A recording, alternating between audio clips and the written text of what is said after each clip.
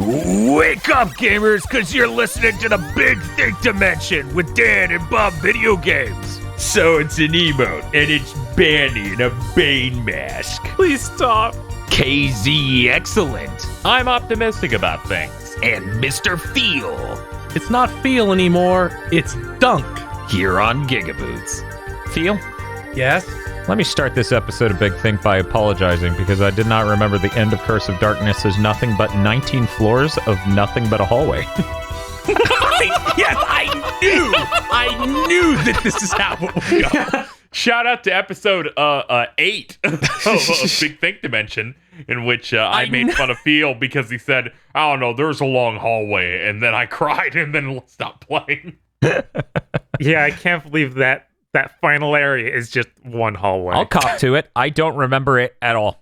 I don't remember Dracula's castle at all. It doesn't look like a castle.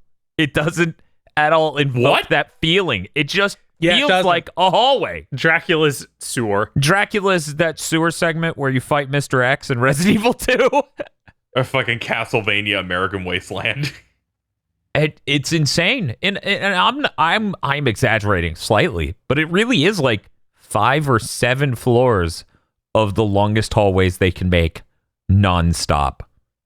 And by that point, we on last Friday stream, we had gotten the most powerful move in the game, which is fucking broken. Like literally, the Castlevania junkies in chat didn't even realize. They had no idea how broken this was.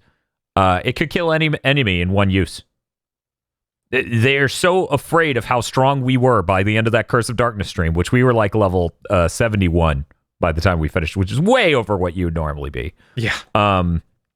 They cap innocent devil ability like damage.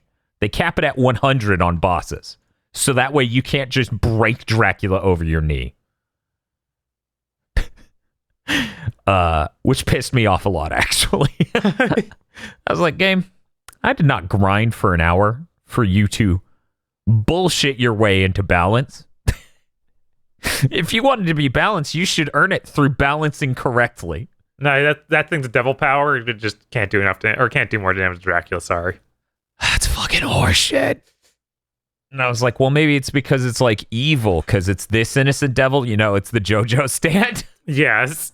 No, the birds and all the other ones fucking are capped at 100 damage at most. It's fucking stupid. I thought the explosion magic was the wizard was doing more. It just took forever to cast.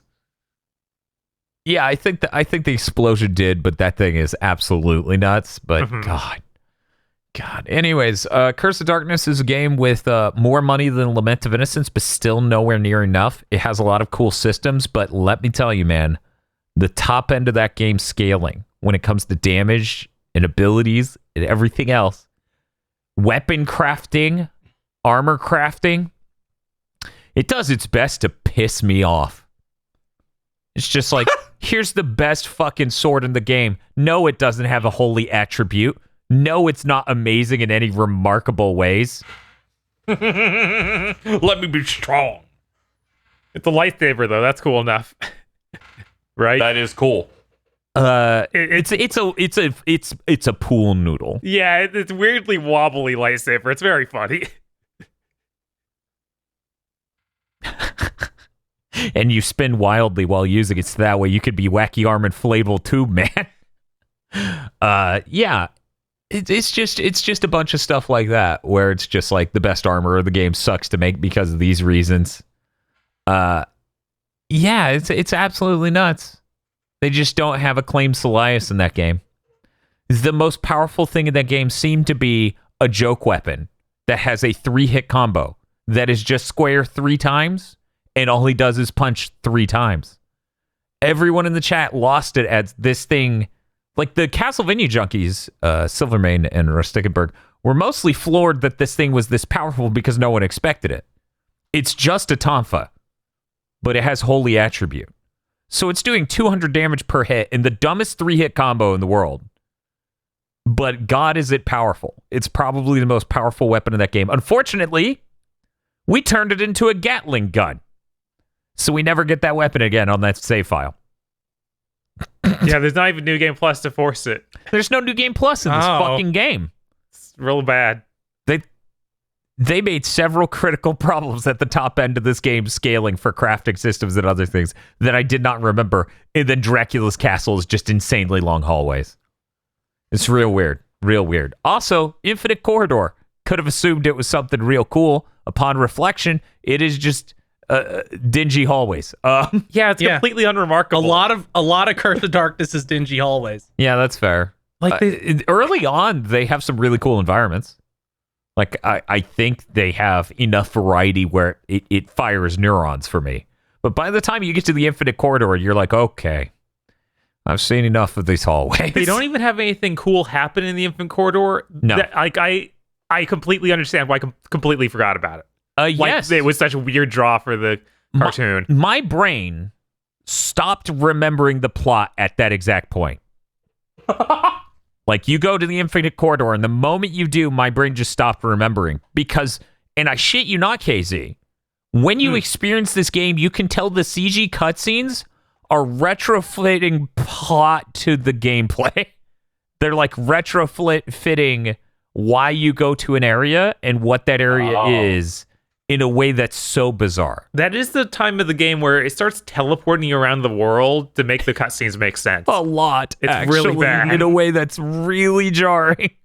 It's like, I'm going to talk to Count Saint Germain. I'm now 4 levels away at the top of the level, staring at this stairwell. It's like, wait, what? What the fuck? Yeah. We got really confused. Someone in chat was like, nah, if you were paying attention, right before this cutscene, you were in the room from this one. You just didn't notice how it looped back. And we ran back a room and went, no, you're fucking wrong. We just teleported at the end of a cutscene that had no implication that we would do that. It's bizarre. Curse of Darkness is really bizarre. Going back, though, and playing Lament of Innocence, enjoyed that way more than I expected to. That was a really fun time. It was great to get all the shit in it. That game's still really bizarre. Really bizarre action game. And has way less money than Curse of Darkness, even. Like hiding literally everything in ways that make no sense or dumb. And are pretty psychotic. Yeah. Like, remember there's that one secret area we got to by standing on a specific tile in a specific room long enough for it to light up, and turns out it's an elevator. Yeah. Real Castlevania 2 energy to it, yeah. Yeah, no, it really did. If only there was a kneel button. But yeah, that's it. That was a pretty good Friday live streams, honestly, the Castlevania ones. Yeah, I still had fun with like most of those. Yeah. Curse of Darkness was great up until it wasn't. Yeah, When we started grinding everything out, it ended up being bad, which I don't know if that grinding room was hilarious. The fact I found that unreal level of effective grinding room where everyone else was like, I'm pretty sure the fastest way to grind is this. And I'm like, actually, this is 5 times faster. They're like, holy shit. Do not question me about grinding. Well, to describe it to the audience, just real quick, because it's insane. There's this enemy in Curse of Darkness that's really fast and leapy and spry. And it's supposed to leap around and then do a diving attack at you, back off and throw projectiles at you. But if you face the camera in the corner of this room, it would be cheap if they attacked you from off camera. So they'll not attack you, and then they'll teleport in front of you to re-engage with you. So you just sit there with the holy top of pounding their face in the corner of this room as dozens of these weird, what are they, blazers or whatever? I forget what they were called. Blazes. blaze skeletons. Something blazes. They just keep spawning in and getting owned and give you an insane amount of experience that's way higher than most of the enemies in that game. And I'm like, man, this is great. I'm going to grind out like 10 levels. And so I did. And so Dracula was hilarious, and we finished the game with 2 full heals. Wait, 3. 3 full heals. The end. Oh, man. We will be connected in finishing old games with lots of healing. Boy, will we. Yeah, I think it was about 7 hours into playing Curse of Darkness that I went, man, both us and KZ are just streaming PS2 games right now. This is great. Yeah, I laughed, but then went damn and went, okay, fine. When you started your stream, you went for about 3.5, maybe 4 hours. And I went, I'm gonna start my Nocturne stream for today. I went for over 8 hours. And I went, well, I'm tapped for today. Let me refresh just in case, because I haven't seen Dan make a dumb tweet in the past hour and a half when I looked to my left. I think he may in fact still... Yeah, he is. Ah, damn. Yep. God, we It's streamed. the funniest thing where I'm like, I did a full fat stream, and I'm like, you started before me. and you continued after me. Those are the... It doesn't happen to me that often, but man... I'm like, sending you guys to them.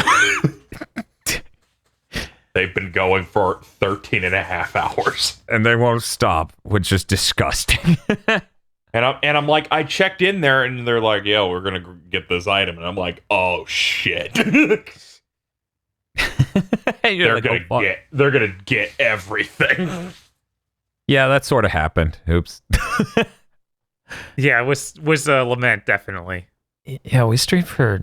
Whatever, makes sense. People need to know about those games. No one ever fucking talks about the PS2 games. Yeah, we got a lot of people who showed up who were completely fresh to the channel. They just saw us on Twitch streaming those games, and they were excited because no one ever fucking streams them. I hear more about Castlevania 64, and that's just not fair. Yeah, a ton of people are like, aren't these bad? Aren't all 3D ones bad? Are these bad? There's just a ton of confusion over what these were. And you're like, stop asking questions. Calm down. No, it was really funny because some people were asking legitimately. I think it was Rustickenberg and Chad is just like, oh, 3D Castlevania are bad. Just kept parroting that because they were bitter. Just like fucking stupid assholes. Lords of Shadow came out, and then all you ever fucking hear is 3D Castlevania's bad. And it's like, fuck you. But yeah, no, those were great streams. And yeah, those games do deserve more people streaming them. Nobody ever streams them. They have some really amazing soundtracks. I think there's some really neat stuff in both. God knows my playthrough of Curse of Darkness, if it ever happens again, is just me getting those tonfas and settling. Yeah. Because we got back so many areas before the end of the game. I think it was like the third to last area. It's like, why did I... God damn. Yeah, and then we couldn't get a new power. It was really sad. Yeah, I was like, Gatling gun. I didn't watch too much of your streams because I actually wanted to play those. Yeah, play Curse of Darkness. I want to see you go through the last area. I will literally just be full cope mode. I'm like, no, it's a really good hallway. I love it so much. I definitely am not upset. Feel totally was not justified ever. And then you picked the wrong direction, so you went down a 45 minutes of hallway that led to an item. Go back. Feel, I play Shin Megami Tensei Nocturne this week. Don't worry about it. I did literally see you do that, and then I sat there and thought about it. And I was like, yeah, we're doing the same thing. Okay. I'm like that's like 80% of Atlas's catalog. Oh man. But yeah, that's all I had to say about that. Bob? Yeah. Did you have anything you wanted to say about those, or? No, I think we covered everything. Like, they're really neat games. I think most of Curse of Darkness is really good. Yeah. I think 70% of that game's really fun and enjoyable, and Count Saint Germain's delightful. Yes. It really makes up for its terrible level design with a lot of fun subsystems. Yes. Having subsystems like that in an action RPG is important. Yeah, it's really weird how you look at the subsystems, right? Weapon crafting and all these other things, and they're firing at like a 9 out of 10. Uh-huh. And the rest of it isn't. No. It's in various degrees from 4 to 6. Also, you definitely run in that game 40% slower than you should. Yeah. Like, you are just too fucking slow. I don't know why. It's a problem with a lot of games, Zach. I can think of. Like, just let me move faster. I feel like Iga's 3D games pathologically have that problem. Yeah, where they're every like, one of them. oh, if you move fast, this game's 4 hours. Yeah. But yeah, between Lament of Innocence and Curse of Darkness, we streamed 29 hours out of 48. It was a little rough. That second stream ended up going way longer than I expected. Yeah. Bob's like, I thought this was going to be 5 hours. And I'm like, nah, it's 10 and a half. Who would have thought? I thought I streamed a lot, but yours was more compressed. That's true. What's up? I thought I streamed a lot, but yours was much more compressed. Yeah, you streamed how many? 6 days? 5 days? Across 6 days, I streamed about 42 hours. Yeah. See, that's good. Don't be like us at chat. Be like KZ. Right, that's much safer. That is. Just do 8 hours a day, and then like eat some and go to bed, and then wake up and then go. I should do that again. I only did 6 hours a day every day for Mass Effect, so I feel like the smallest contributor. Always brain damage almost me. died. I did that stream today where I watched that Sonic news stuff, and someone's like, "So you gonna play something after this?" And my brain went, "I'm a bad person if I don't." Oh my god, you should. But then I shook myself a little bit and went, "No, I'm good." I was in there. Yeah, we were. Chat. I We were almost there. typed in, "No, Casey, you got to go join that Horizon stream where it's just random environment shots for an hour and just watch it." Don't do that. Part of my brain will think that's funny, and I'll do that for like 5 minutes, then leave. I could feel myself starting to get that brain damage where it's like, I could take a day off, but no. Yeah. If they ever do something like that again, we need to just go there, watch that, and make it just chatting. But we're just watching that thing. We just hang. Yep. That would be really funny. Yeah. I don't really have the like. We never do. I never do it. Right. I'll speak for me exclusively. Okay. I never do what we do for streaming out of an obligation to the audience per se. Right. I constantly feel like I owe our audience because we're very blessed that we get to do this. But at no point does how long the stream goes tie into that and how often we stream. I do. Because these are goals for me, right? I want to finish Mega Man 8 through 11. I wanted to stream PS2 Castlevanias and the 2 Game Boy Advance Castlevanias that are on Circle of the Moon, so that way later we could do Circle of the Moon. But at no point do I sit there and I'm like, but I guess the reason why, right, Bob? The reason that I never have this thought is in no world do I ever think, it's been 6 hours, time to end. Yeah, you don't have that in you for some reason. That just for some reason. Yeah, my stream was like 40 minutes at the time, so I was like, "Oh, this is weird." Like, it's like nothing. Yeah, I don't know. Anyway, I did like your stream of like a Stadia presentation that was like 30 minutes because it's like we can't even find it. Where did they? That post was pretty this? funny. I forgot about that. God, they were What's like, "We're dire? doing it today," and then the time passed, and I'm like, "Google, you do not have your shit together. Are you serious?" Anyway, I haven't read the Dot Hack Link manga, so I have nothing to talk about. Hey, Bob, what have you been playing? I actually put a good amount of time into Scarlet Nexus first on Xbox One X and then on Series X. Mm-hmm. Uh-huh. Yeah, I also went through that demo a few times. Did you go through both characters? Yes. Okay. Yeah, I went through both characters like twice. Cool. But yeah, I'm pretty impressed with this game. It's seems like a competent action game. Has lots of cool psychokinesis stuff where you like hit the enemy, throw a car at the enemy, then hit him again. Yes. This demo is the reverse Balan Wonderworld. Yes. Where I was like, this seems interesting. Like, let me try the demo to like see how it pans out. And now I'm like, this is like at the top, near the top of my list of anticipated things to play. Yeah, it's kind of crazy. Really solid. Right? Like, this is the power of Unreal Engine that they've unlocked over at Namco Bandai. Thank God. Oh, yeah. This game also looks great. It does. There was only one point in the whole demo where it actually went to a loading screen. That was like half a second. It was great. Yeah, like the first boot's like a second, and then there's like one, would you like to proceed to the second half of this zone? And that was like a couple of seconds on my Series X, and that was great. That psychokinesis stuff, because your general combat is like basic melee stuff, but your right trigger is always like you can grab anything, a bunch of things in the environment, and you use your psychokinesis meter to like throw them. But then they have ones that are specifically bigger items that you have to use left trigger and you have to stand stationary. And those have a funny quick time event with them where it's like a statue appears, and then you have to hit down on the stick to slam it down onto the enemy multiple times. Or a bunch of like metal girders, and then you rotate the stick and they all spin around and beat the shit out of them. Or you just control a bulldozer. I thought all that stuff was really good. Yeah, lots of really neat stuff there.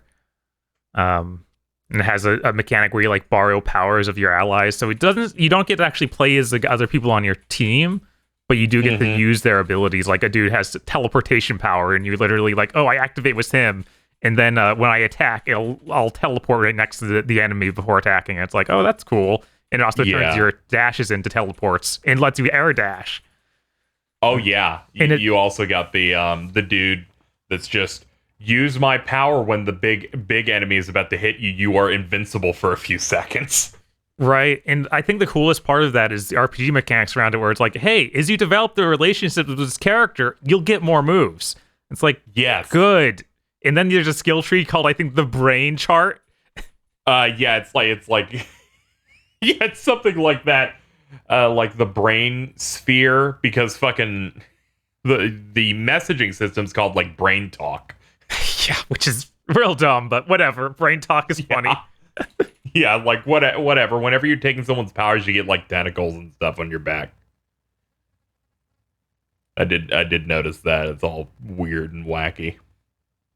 Yeah, and you got the devil trigger mode where you put down the hood and look all cool and seem to just do more damage and have infinite psychokinetic powers. Because the rest of the time you're dealing with like your meter limit of how much psychokinetic energy you can use, and you build it up by hitting with melee attacks. Yeah, and then the skill tree feeds into it. Like you get more, or you if you do like the cool takedown kills, you'll get some energy, or stuff depletes slower. Yeah, it seems like the takedowns came into effect like if you stagger an enemy, which I think you could do by hitting a weakness. Like you could use fire attacks and then they'd fall over. It absolutely is like that stagger thing from like FF13 and stuff, where it's like it has a shield meter, and once you break through that second meter entirely, you can do it. Or like I guess Sekiro. Yeah, where it's like because it's much more of a finisher. You've done the posture. Yeah, you've done the posture, so it's done. They will just die this way. And the animation's like smoothly activate, and it doesn't feel janky. It's very strange. Yeah, I expected so many parts of this game to be way rougher than they are. Oh yeah, there's like a really good rhythm to everything, because you would expect some parts would be janky, because when you take on other people's powers, their character model appears on the screen and they do like a little flourish and they like spin around it to say that it's like you're taking on that thing, and everything just so naturally flows into everything in such a way that I'm like, I played this demo 4 times and I started it today, where I was just, this is great. On top of the fact that both the male and female character, because I feel like when this got revealed, people were like, it's kind of Astral Chain-ish, I guess. Or at least people got some sort of vibe. And I'm like, oh, these are characters with names and dialogue. I was going to bring this up. I played both of them. It's super bizarre. They fit the exact same story beats, but with that different characters swapped in. And it's really weird. And I don't think I could ever play through both of these campaigns if it's all that. Because it's literally like, oh, you do a different stage, but they say all the same things, but have a slightly different intonation. It's really weird and unsettling. Like, you play as the female really protagonist, and there you have the glasses dude who uses electric powers there, and he's just like, he's like both comic relief and hates you, kind of actively. But there's no like equivalent for the male guy. No, the equivalent for the male guy is his childhood friend, who somehow fits the same trope, but is a nice girl. But says almost the exact beats in the dialogue hit. But it's the other anime tropes for her. Yeah, it's so weird. It's like the weirdest half step I've ever seen of trying to make it slightly different. Yeah, I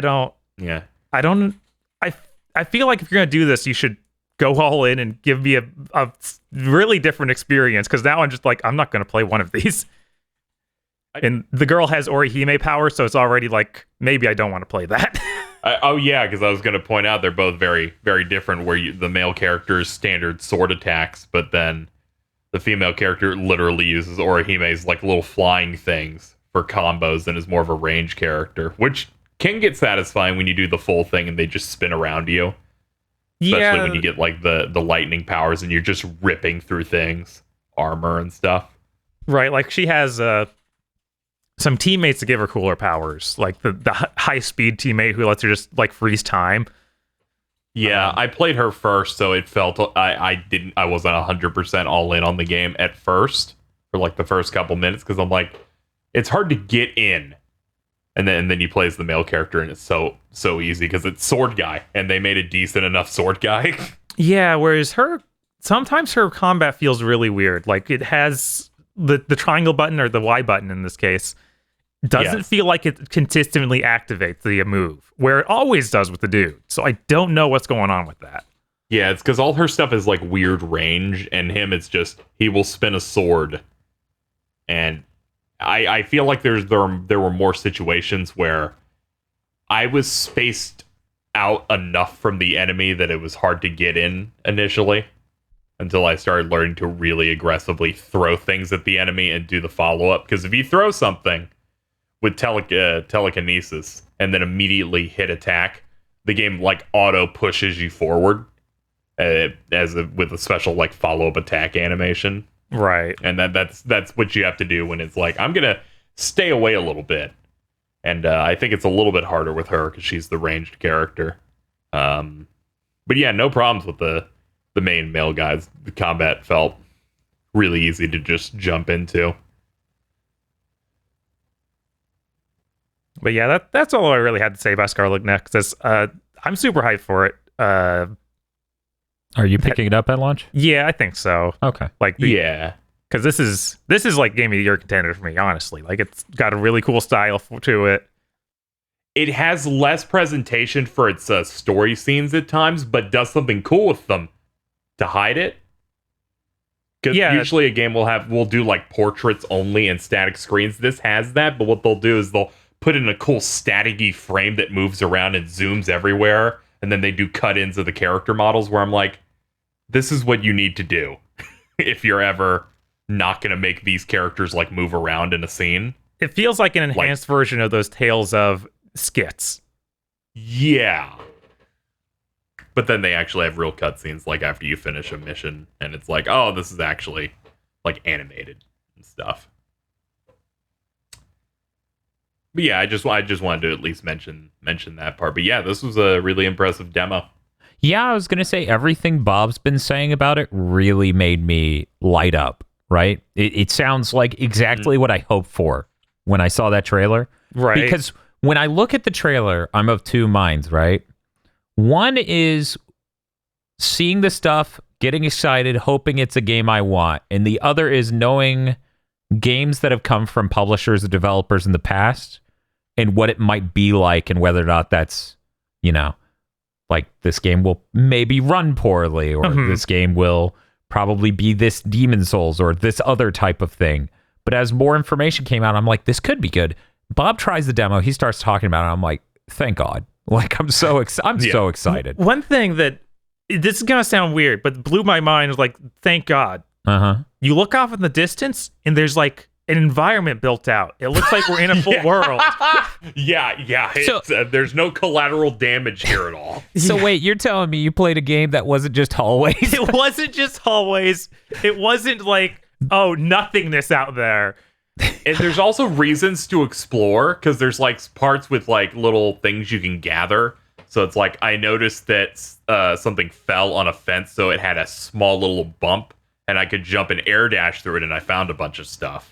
And then they actually back have over to something. Designed explorable area for an RPG. It seems crazy. I know. You make use of your moves. There's a skill tree.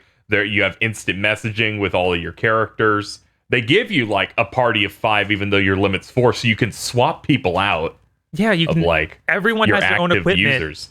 With you can see where you can change their outfits. You can see where you change all the weapons. It's like, please. And also I was stunned of how I'm like, anime games shouldn't look this good. I don't know. I just like it looked.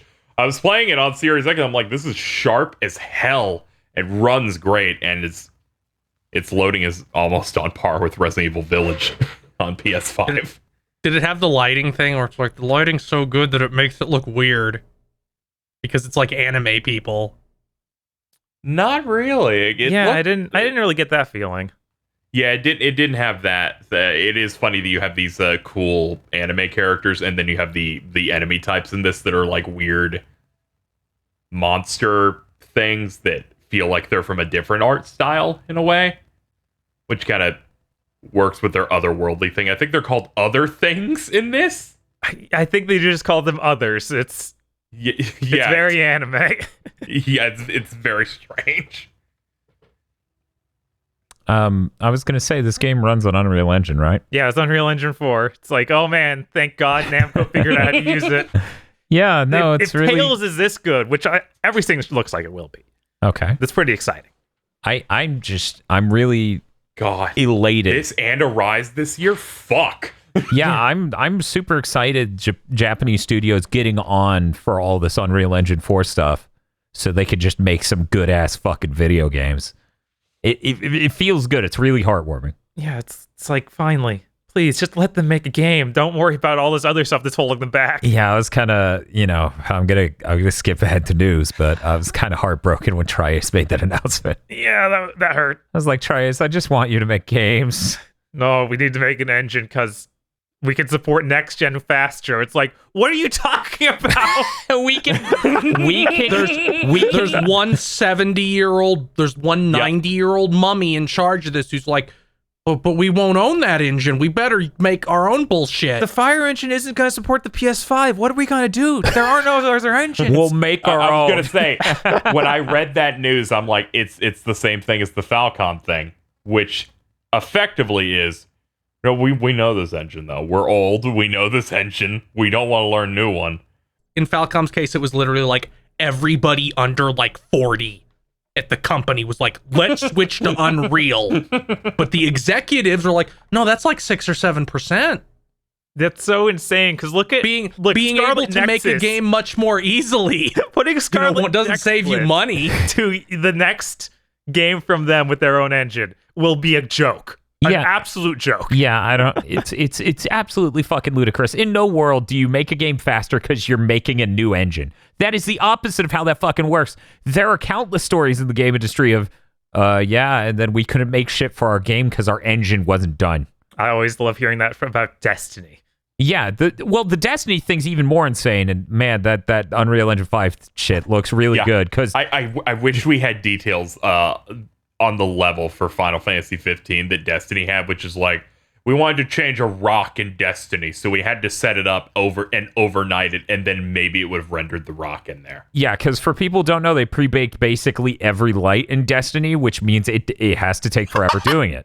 Meanwhile, fucking Unreal Engine 5 has lumens, so it's fucking dynamic and just works instantly and looks great. And I'm like, thank you. Thank you, God. We're finally fucking there. Now, everyone stop making your own goddamn engines for a second.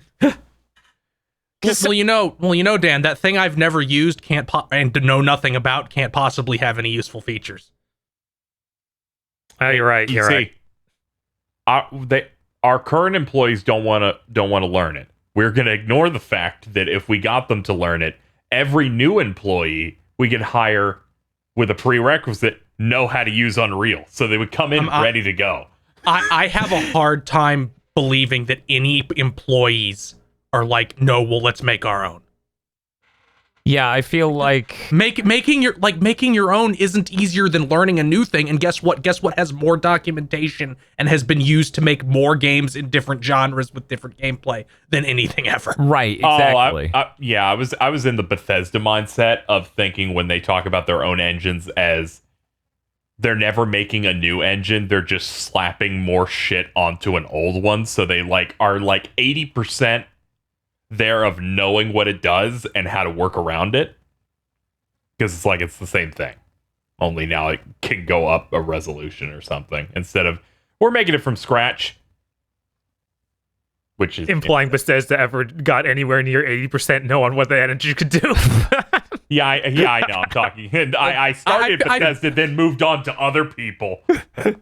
I feel like at least twice, it might have been 3 times, Bethesda said, our next game will use a new engine. Then it came out and somebody's like, no, it's not a new engine. We dug into it. They stapled more shit onto Gamebryo.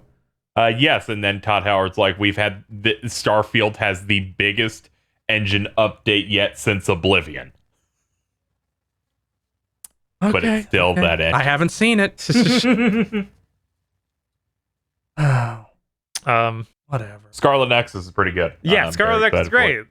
Cool. Great. When is that coming out? It's soon. It's I think June? I think it's like August or July. It's June or July. It's really close. Jesus Christ. I thought it was like months away. June 25th. Yeah. Are you fucking kidding? Yeah. No, it's obscenely soon. So we're just going to get carpet bombed all summer. Mm-hmm. Yes. Holy shit. I played one other thing. Uh-huh. Okay. Disgaea 6. I got the US demo for Switch only, of course. Okay. Yeah. I gotta say this right now. Yeah. I'm really glad it has those stupid modes that run really awful because of the whatever the next thing after the Switch is can run the older games better than thank fucking Christ there's one mode where it isn't a blob or runs like shit. Yeah, the because switcheroo. those are the only modes available right now. Yes. I think I'm just going to wait a year or 6 months or whatever until it's no longer. Or never. It's just like the fucking thing. KZ, I'll go to Nipponichi Software of America's offices and commit a crime if they somehow did something allegedly, that fucking satire. Yes. It's not a threat, it's a promise. allegedly, he's a funny guy. His name's Phil. He makes jokes. Yeah, it's all a joke. Yes. Just like the frame rate. Just like the frame rate and fidelity mode. Anyways, hey Bob, talk about Disgaea 6. Other than it looking like pudding. Ooh, yummy. I talked about a lot of features before where it's like got the wheel to select everything your base on the triggers, which is amazing. Great feature. Just immediately access all the shops. God, yeah. Now that I can actually understand it, hear the English dub and read it, these are some really cool characters. I really am liking what they're doing with them. Much better than 5. Very glad we're going away from 5 and going back towards the protagonist who's really zany and stupid. Yeah. I like 5 a lot, but I would also like to come back to small dipshits.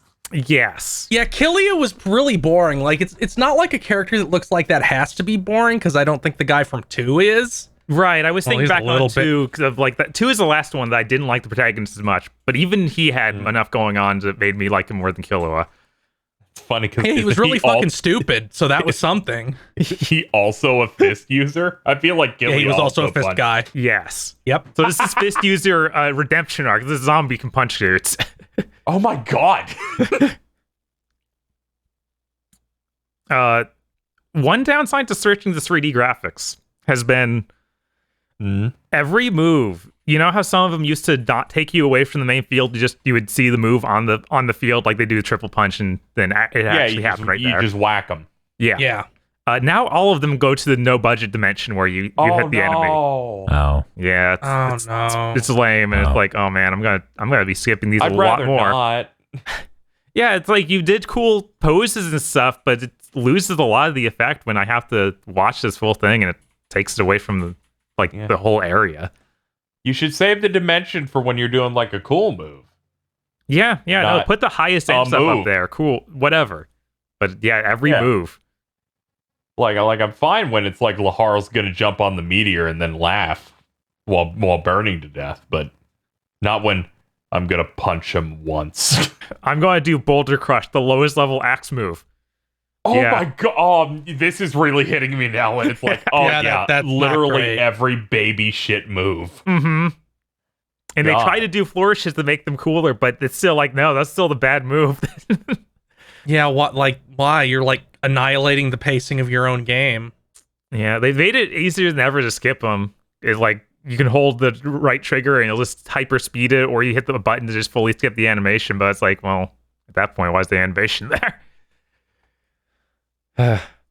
But yeah, I'm still really positive on it. Hopefully, we get a PlayStation version. I'll probably also play the waiting game, depending on how this Nintendo stuff goes down.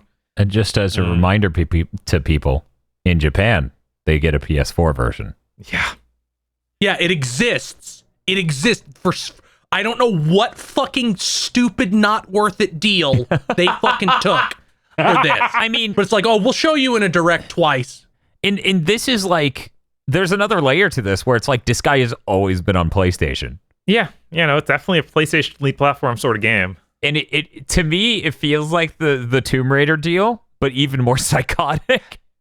At least, unlike the Tomb Raider deal, Disgaea 5 sold extremely well on the Switch. So the previous game did great. That's why. Okay. Like that. It came out on launch though, at the Switch's launch. Yes, but or like a couple months after. That's the reason this happened. They're like, this is a predominantly more of a Nintendo thing because they got that insane Switch bump where Switch had like no first party stuff aside from like Zelda at launch. So everything that made it in first made 850% more of their lifetime sales on Switch. It was insane. Like that really fucking lame Street Fighter 2 port Capcom shit out sold like almost like 1 million copies.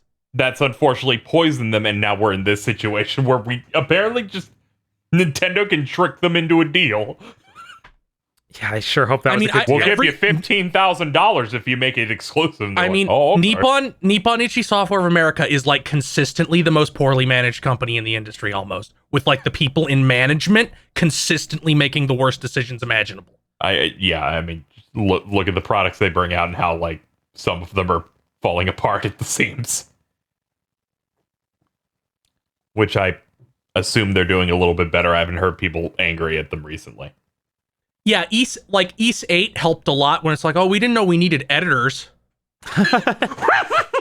Shout out to Big Hole. They just hit themselves with a hammer a few times and then they figure it out. KZ, that's not even in the top 50 incomprehensible moments in that game. I just think Big Hole's funny. That game becomes legitimately machine translated near the end originally. Yeah, I looked at a thread of this is how bad this is. The Archaeosaic think dimension.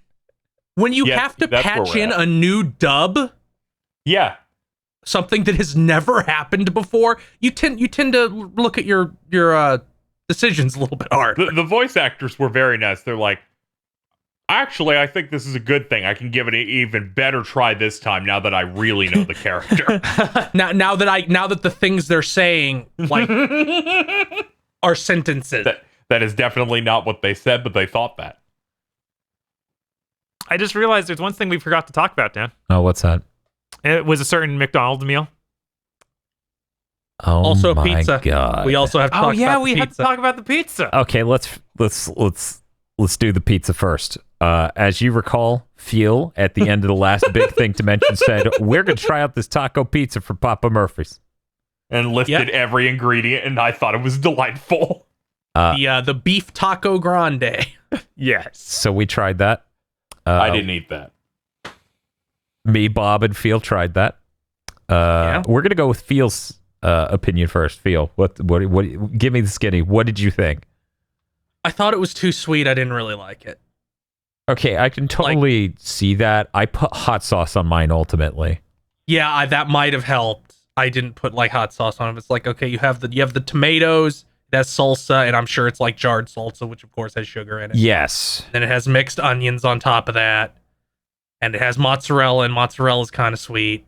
Mamma mia! Like this taste has a lot of sugar. It just and that's not really what I want from my pizza. Yeah, I didn't even put that spicy of a hot sauce on mine. It was like Ortega's, like the shit Hungry Howie's gives us for our taco pizza, right? But even so, it's more like acidic and tomatoey, which really fucking helped, I feel. Bob, what did you think? I actually liked it. Like I think the refried bean sauce was solid, and I like that amount of ground beef on a pizza. I think that it made an interesting layer. Yeah, I wish we cooked the bottom a little bit better, but other than that, I'm like I'd eat that again. That was a solid taco pizza. You've certainly had worse. Yes, for sure. Yep. Anyways, Anything else to say before we move on to the BTS McDonald's meal? I can't believe it. Okay, it's time to talk about the BTS McDonald's meal on BTD. For those who don't know, the BTS McDonald's meal is a 10-piece chicken nugget, some fries, and 2 dipping sauces. The dipping sauces... Neither of which feel very Korean. We'll get to it. We should talk about the fact that BTS is a Korean pop band. Yeah, they're a K-pop band. No, They're a we should K-pop never band. talk about BTS. That's what the internet has taught me. So, Oh, okay, yeah. I before we talk about this, I feel like these are getting more pathetic.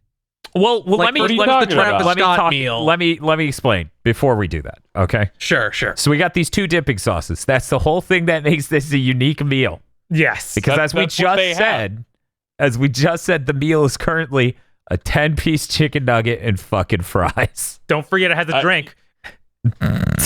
So, Coke. so these If it's good enough for BTS, it's good enough for us. I believe BTS stands for Baka That's Sussy. That's what someone said when I said I was going to have this, so I guess that has to be right. Okay, Grandpa. So there are 2 dipping sauces. One of them is sweet chili with some Korean text underneath it. The other one is Cajun, also with some Korean text underneath it. That is true. I DoorDashed this, so I had to make sure to click those sauces. Otherwise, they would have just sent me a 10-piece chicken nugget meal with no fucking identifying difference. But KZ. it's- I was in the drive-thru and they tried to do that to me. It's like, okay, Yeah, what they sauce tried to do do you that want? to me too. This is Oh, okay. this is pitiful. Yeah. No Sprite? Jesus Christ. Okay, so I guess I'm going to describe it. We're going to talk about one dipping sauce at a time. Let's talk about Cajun first. Cajun, a very Korean Uh-huh. descriptor, specifically referring to French people in the American South Yeah. Yep. who immigrated. Now, people who pay attention on Big Thing to Mention know that I have a very high bar for things that call themselves Cajun because I was raised by a fucking Cajun. I enjoy a lot of Cajun food. That is true. In my time. This shit is fancy sauce. This ain't even remotely fucking Cajun. They didn't even put the right pepper in it. It doesn't have cayenne. The other one does. What the It's fuck is... Dijon. It's Dijon honey mustard mixed with mayo. That's what it is. Yeah. It's... What the fuck were you thinking? Yeah, it's really I plain. had this. It was bad. It was really bad. It is fucking terrible. It literally is like someone who scoffs at people with their fancy sauce and then just has a slightly different mustard or something. And they're like, this is real fancy sauce. It's like, no, this is terrible. It's horrible. And on top of this, even ignoring the fact that it calls itself Cajun and has a picture of a flame on it, not hot at all, not flavorful at all, disgusting and goopy, fucking terrible. I'd rather eat straight mayonnaise. It ruined a nugget for me. Yeah, no, it ruined 2 nuggets for me, or 3, because I had 2 yesterday and 1 today. I was like, I needed to give it another chance because I've gotten over the shock of how pissed I am that they called it Cajun. Maybe You're way too nice to this sauce. I'm way too nice to a lot of things. So yeah, I if I were to give it a 1 out of 10, 1 to 10 scale, let's go. I'm giving the Cajun sauce a 2. It didn't make me want to retch, and that's it. Bob. Yeah, it's just plain and not good. It's not disgusting. So I feel like that earns it a 3. I want to say there's at least 2 levels of disgust. 2 levels of disgust. There's a mild disgust, and then there's a visceral running to the bathroom disgust. Yes, at no point did I feel like I need to puke this up. I should note that I cheated on this a little bit. I got the 10-pack. I got the BTS meals from McDonald's, and then I went and got some real chicken nuggets at Wendy's. Because, man, God, you are a scumbag. McDonald's chicken nuggets are cardboard. I enjoy McDonald's. they're fine. They're fine. They're You pretty... should have used the sauces on the Wendy's nuggets. I did. Yeah. He did. Oh, Yeah, I did that's what both. How was that, by the way? Was it weird? No, I mean, Okay. it's just like, well, I used it on a real chicken nugget. Shut the So, Okay, you know, it was Casey, an see, See, upgrade. my brain just tunnel vision to how dare he cheat and get those nuggets? How fucking dare he do that? I didn't do that. I feel insane. Am I the only person on this podcast that thinks the McDonald's chicken nuggets are pretty good? I think they're good. Okay, I like okay, them. it's me and Pretty, Phil. I think they've they're gotten pretty worse good in the and then past there's couple years. immaculate, Dan. I mean, I'm scared. I'm scared to eat Wendy's chicken because it's made me sick twice. Oh, I've heard that fair. from multiple Okay. people. Luckily, I have avoided that. Bob's been skirting by just fine, but we're gonna go to KZ next. KZ, 1 out of 10. What do you give Cajun? Bob's right, 3. You need at least like Okay. two levels of wretch room. Well, this checks out because I'm fucking revolted over the fact They like it's call it revolting Cajun, to me Oh, because yeah, they called you're it fine. You're Cajun. justified. Yeah, okay. This makes sense. So far, the math is checking out. It offended you, which I feel like is a wretch. Yeah, a little bit. Okay, we're gonna go to Mr. Field. Mr. Field, out of 10, what do you give Cajun? It's really bland. Yeah. Like I'd rather eat just like the Kewpie mayo on something before this. Oh yeah, same. And I'm not a huge mayo person. It's just even that's more flavorful. Yeah, like, but there's like there's no moment where I'd want this, so I'm gonna give it a 3 Okay. for the same reason. Where it's like, no, just like, Yeah. it's not gross, but it's just like no. Okay. So we're gonna move on to Sweet Chili next. Sweet Chili. Sorry, you were gonna say something, Casey? I love the show we do. Just you at noon today, you at Feel, just so you know, Bob and I will be talking about the McDonald's BTS meal on Big Think Dimension today. And I just typed reading this is hilarious. And it's like, I don't know if you'll want to join. It's spicy. And I'm like, fuck it. It's lunchtime. I guess I'll get it. But the fact that it's like, these are the serious things that happen when we talk about work. It's like, just so you know, we're going to buy the fucking gimmick McDonald's meal to talk about it on a gaming podcast. This is the important And I'm work like, we do. good. Yeah. I like that we Good. hit it after several games. We Oh yeah, no, Yeah, I we're know. tricking people into coming Like a in. bomb. There are people like, I naturally skip 4 minutes to avoid potential food. And now here it is. Yep. Nope. Kind of a good idea. We should start doing that from now on. Halfway through news. Oh man. Yes, since when Dan didn't bring it up, I'm like, okay, I guess we're doing it at news. One day we will absolutely do that. All right, let's talk about that Dragon Quest news. So, chicken nuggets. What do you think of Dragon Quest Treasures? Well, I don't know what I thought about it, but let me tell you about Sweet Chili. So yeah, the second flavor, Sweet Chili. It is going for, I would say, a little bit more liquidy than this mayonnaise core fucking thing on the side. I mean, the second main ingredient in Sweet Chili is water. It is going for an almost sweet and sour like tanginess, and also a spicy hit with, of course, some sweetness to that.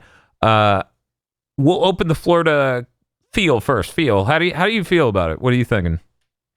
It can't stand up to my go-to sweet chili sauce because I have that. Yeah, that's fair. My go-to is Grandma's sweet chili sauce. Which comes in a bottle that looks like this. Nothing Yes. good. Oh, I need to see this Yeah, for sure. 1 second. Ooh, I need to try that. We're gonna mark this. God, put in the big it's pretty thing thing. Yep, Yeah, okay, I will. I got it. It's pretty good. It's Thank pretty you. good. It's like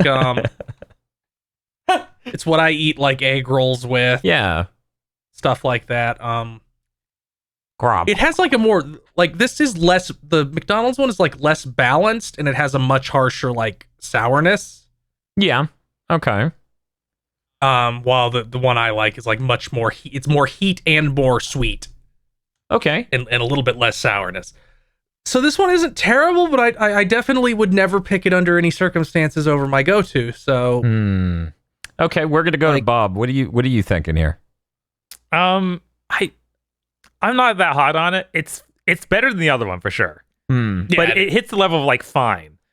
Like something about like it tastes kind of like I'm eating a sweet chili like Asian sauce, but then it has an aftertaste that feels more like a crystal or a other generic hot sauce sort of hot sauce flavor. Like that feels like it's an very vinegary. yeah, it's overpowering even like it, which is fine, but it's not what I'd want out of this sort of sauce.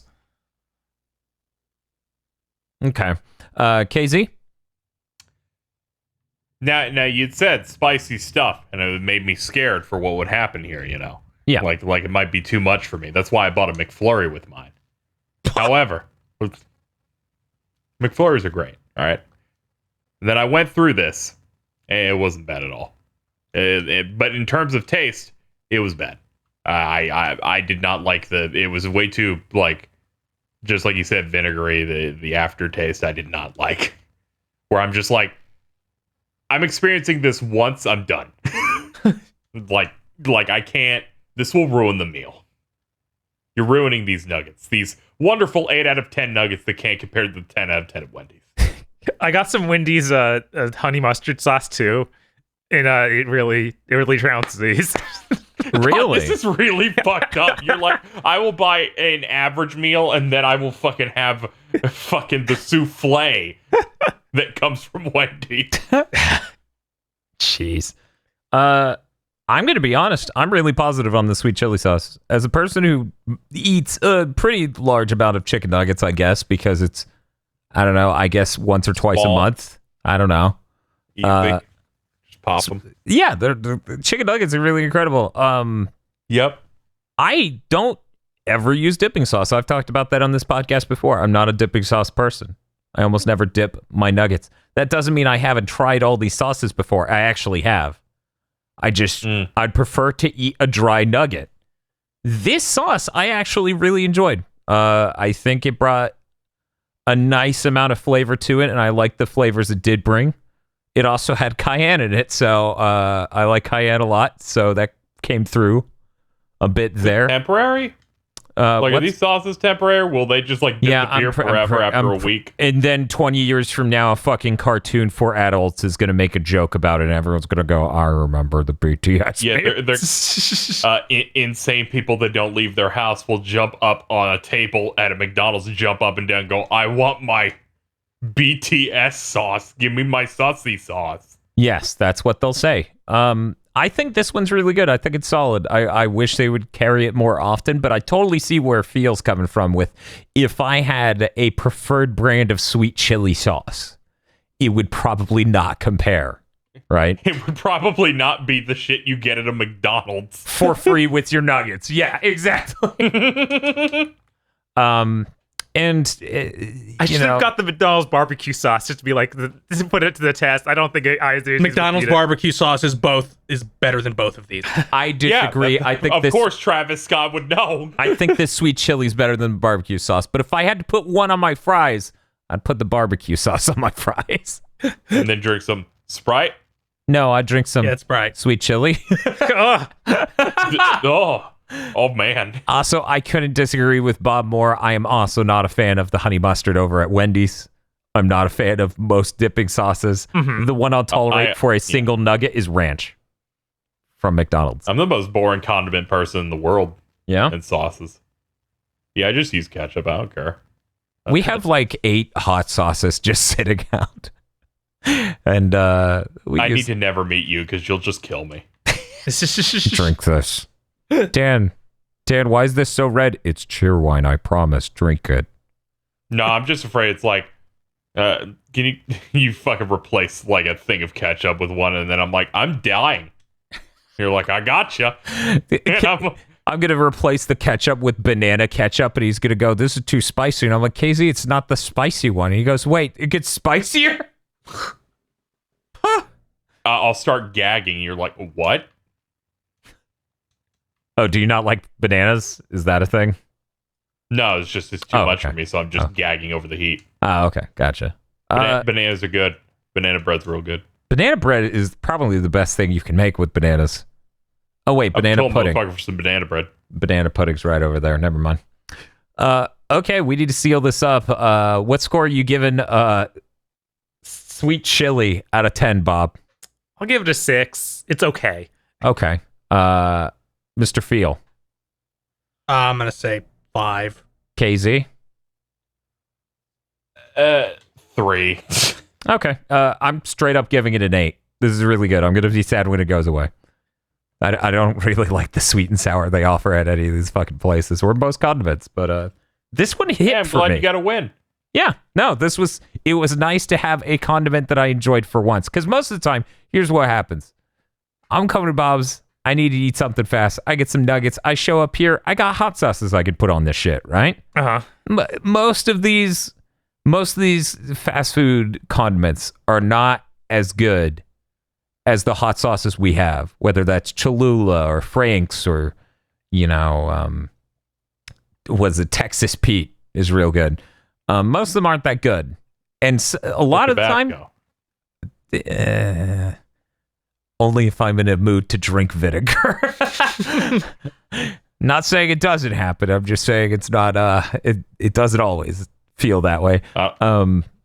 Yeah, so most of the time I won't do it, but it was nice to have a sauce that I enjoyed for once.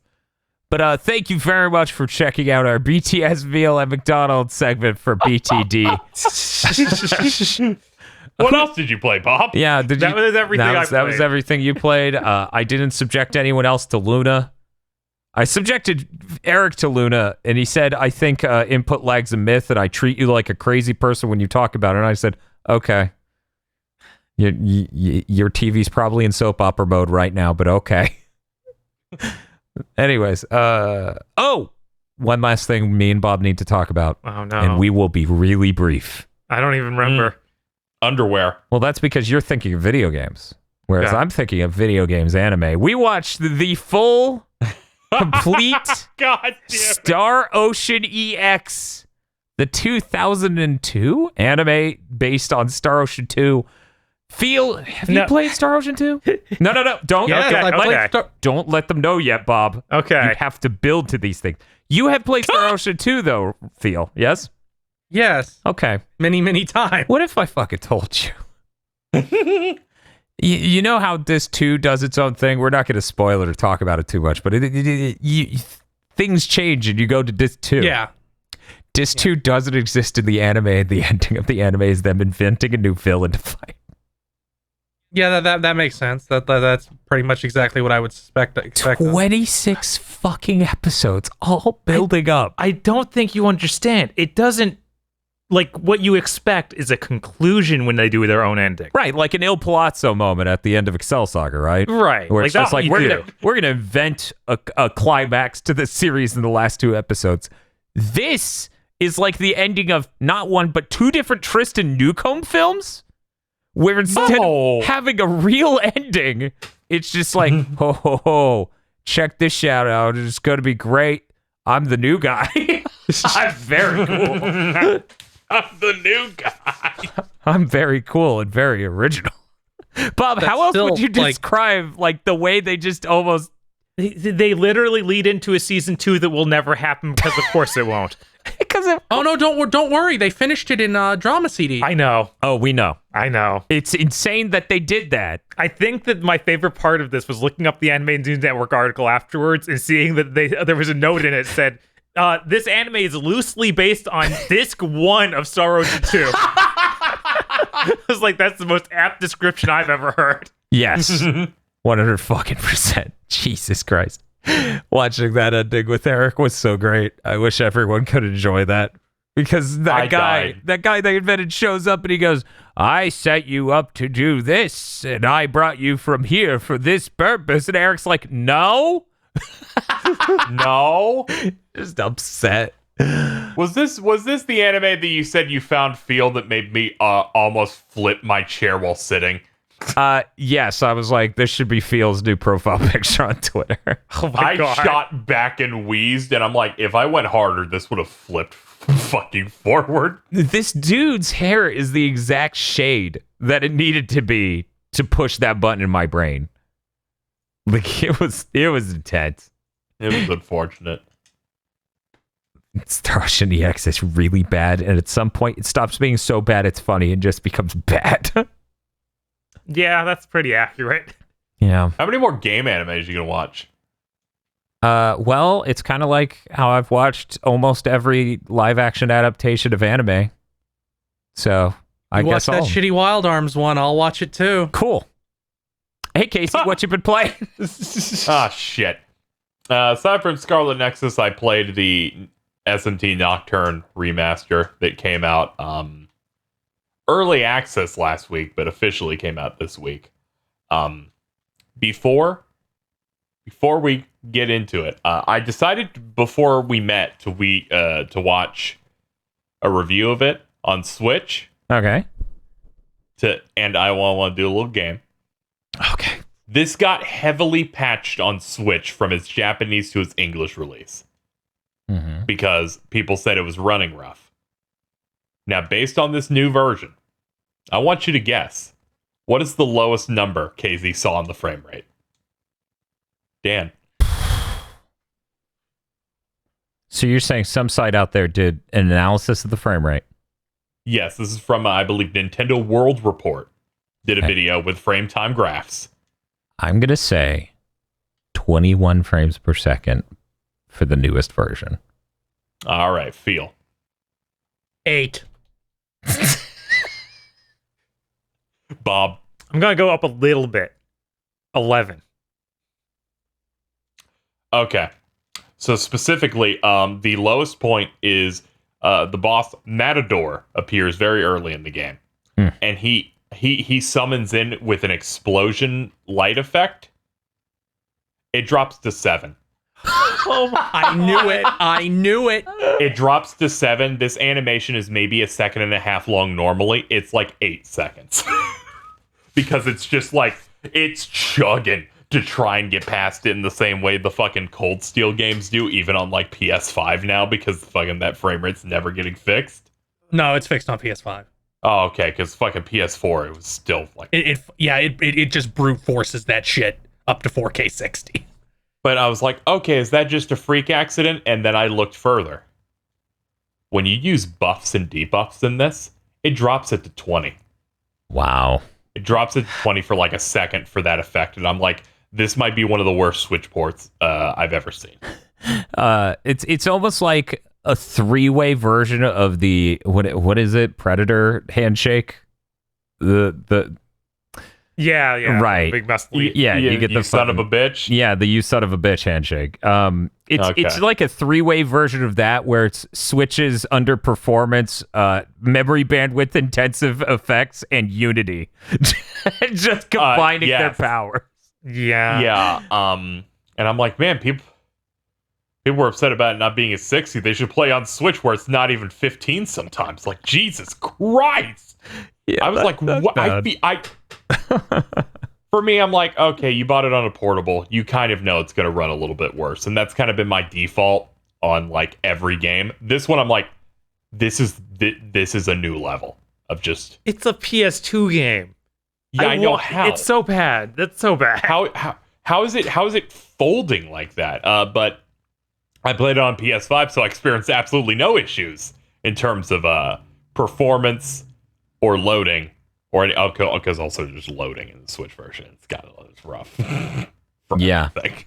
I bet. But yeah, this is on Unity. They fucking put the game on that. I played on PS5, so everything ran fast. Saves were quick. I streamed my entire run, which was like 40 hours. Off stream, I probably played it for about 4. On top of that, just to do like prep stuff. I did the True Demon route, which is the one that has the most content in it. So it has an extra final boss, and in these games you pick alignments, so you end up picking a character and their reason and their philosophy. And in the final dungeon, it just means you have one less boss to fight if you pick them. It's like their room will just be empty. They're like, whatever, you didn't go against me, so you don't have to fight me. Which I think is neat. But I picked one of the technically neutral routes, I guess. So you have to fight everything. I did all the optional bosses and the optional dungeon. This game's still really great. It's like a top shelf RPG, easily. SMT's like turn-based combat's my favorite type of turn-based combat, where if you have a party of 4, you have 4 turn icons, and you get to use them as you wish. So if you hit weaknesses, they'll glow, so you'll get to like get another use out of that turn. But if the enemy like resists your attack, like they are null fire and you cast fire on them, you lose 2 turns from that. Because they are absolutely against it. Or if they absorb it, you just lose all of your turns. So it becomes this thing of really learning weaknesses, taking advantage of stuff, learning to pass, because that doesn't take an entire turn. Really rewarding combat system. Nocturne's especially like really, really good in that it has really good cutscene direction and a really good art style to it, with a almost like cel-shaded look, where sometimes some cutscenes just look visually striking and they still hold up pretty well. So I really enjoyed that, especially coming off SMT4, which is all of their cutscenes are character portraits that sometimes zoom in on them or like pan to the left and right on them while voice acting plays out. Yeah, this one really did spoil me for any other stuff after it. Yes, this one, you have characters walking around and then the entire world turns into a white void with colored silhouettes of people, and they're trying to like really illustrate the vibe. And this vibe has been strengthened through the dub, because this was never voice acted before, so they had to from the ground up dub the whole game, which they don't do it for NPCs, but they do it for all major characters and like boss dialogue. It's really good. This dub, I think, is pretty strong overall, especially with the core main characters. That I was actually really impressed with some of the work they did. The chat was losing its mind because they, for Lucifer in the game, they got a Colonel from Metal Gear Solid to voice him. Excuse Oh my me, God. fucking what? So, Oh. but he's like 80 years old in this. And I was like, dude, this is that guy. I don't know Metal Gear Solid, but that is the dude. That's awesome. doing that voice. That's real. And he's like one of the most important characters in this game. He doesn't talk much, but when he does, it's like, oh shit. And then you've got Patrick Sates, which he plays Hellbiker in this, and he just does a Macho Man Randy Savage voice. Great. And I'm like, this was worth it. This was worth it just for this moment that we had here. He said he's thinking about setting up a Cameo page like other voice actors so you can pay to have him voice things, but he will only offer that character. Only that one. That's unfortunate. We needed some other. Wait, they're all the same. Yeah, they're all the same. I mean, yeah, like one of the godlike being in this Kagetsushi's just voiced by Jameson Price, doing that voice he does in every fucking RPG he's been in, all 800 of them. I mean, it's the best voice in the world. We can't stop him. Sorry. Yeah, you're playing a big gruff guy or a video game boss, so you just turn on that voice, please. In general, I just had a fantastic time with it. It was really addicting just going through it. There's so many bosses in especially SMT where it's like you're getting them so regularly that it just feels good to have new puzzles to try and solve with. Oh, this is how this boss is going to function, because the game has a system for Magatama where you have a little demon bug that they like shoot into your eyeball at the start of the game to make you a demon. And the system is you pick up new ones as you play, and those are the ones that have all the skills you can learn in them. But also, depending on which one you equip, you have different resistances and weaknesses for your main character and stat bonuses. And different ones will be useful in certain boss fights, so you'll need to go in thinking about certain setups. That's why Matador early in the game is so hard for people. Because he starts the fight maxing out his hit rate buff, which is 4 stages up, and just goes, I will never miss you now. You will also start missing now, because the gap is already so large, and he uses like wind spells, so you'll want to go to the shop right before his fight and buy the Magatama that makes it so you just take no damage from wind attacks. And it just becomes this thing of adapting depending on the fight. And then there's the general dungeon crawling in the game, which is a mix of really thoughtful dungeon design and gutter trash that is awful. Where there's one where you're in a park, but it has it's like a construction site next to a park. and they have some towers that you can climb up, and you look up, and there's little glowing spots on a bunch of intersections with like a little overhang. And the glowing spots are little pixie demons that if you run under them, they will just teleport you somewhere randomly. And what you have to go is, oh, if I look, I can see where they're spawning, so I'll just pick the opposite ones. And it rewards you paying attention instead of beating your head against it. But then there are other dungeons where it's like, okay, they're invisible holes. Yeah, you're gonna walk over the Nocturne. hole and you're gonna fall and you're back at the start again. Or you fell into a hole. You're now in the basement. The basement has red smoke all over the floor, so you take damage unless you use a fucking float ball or a fucking lift spell, or you're just gonna be taking damage as you go up the stairs to try again. You're gonna do this route like 20 times until you've exhausted literally every option. Where it gets to the point where it's like, there's a fork of 3 things. I'm picking the third. I don't know. I feel like if I pick the first, it's a trap. That's the vibe I get sometimes with these dungeons. There's no turbo or anything in this, so it's the same default speed. Yeah, you'd think that's grind, something they could add. But man, they really should have like added that, because all the like Trails games have that, which I've been spoiled by. They add a high speed mode where you can just run through it. In this game, I feel like could use it, especially when you hit like a dead end. And it's like I'd like to reroute fast. yeah, because if I remember right, it does have a lot of that Curse of Darkness vibe of I went to the end of this hallway. Yeah, All right, turn around. I watched him do yes. it. Oh, it has my favorite thing. The chat, we had a nice bit of it. There are 2 types of chests in this game. There's something called the cash cube, where it's a cube that splits off into like 9 other cubes, has an item in it. Very normal, nice little style to it. But then there's the mystical chest. This is a golden chest. And you open it and you get an item. When I first played this game, that was it. But then I learned that it's a trick.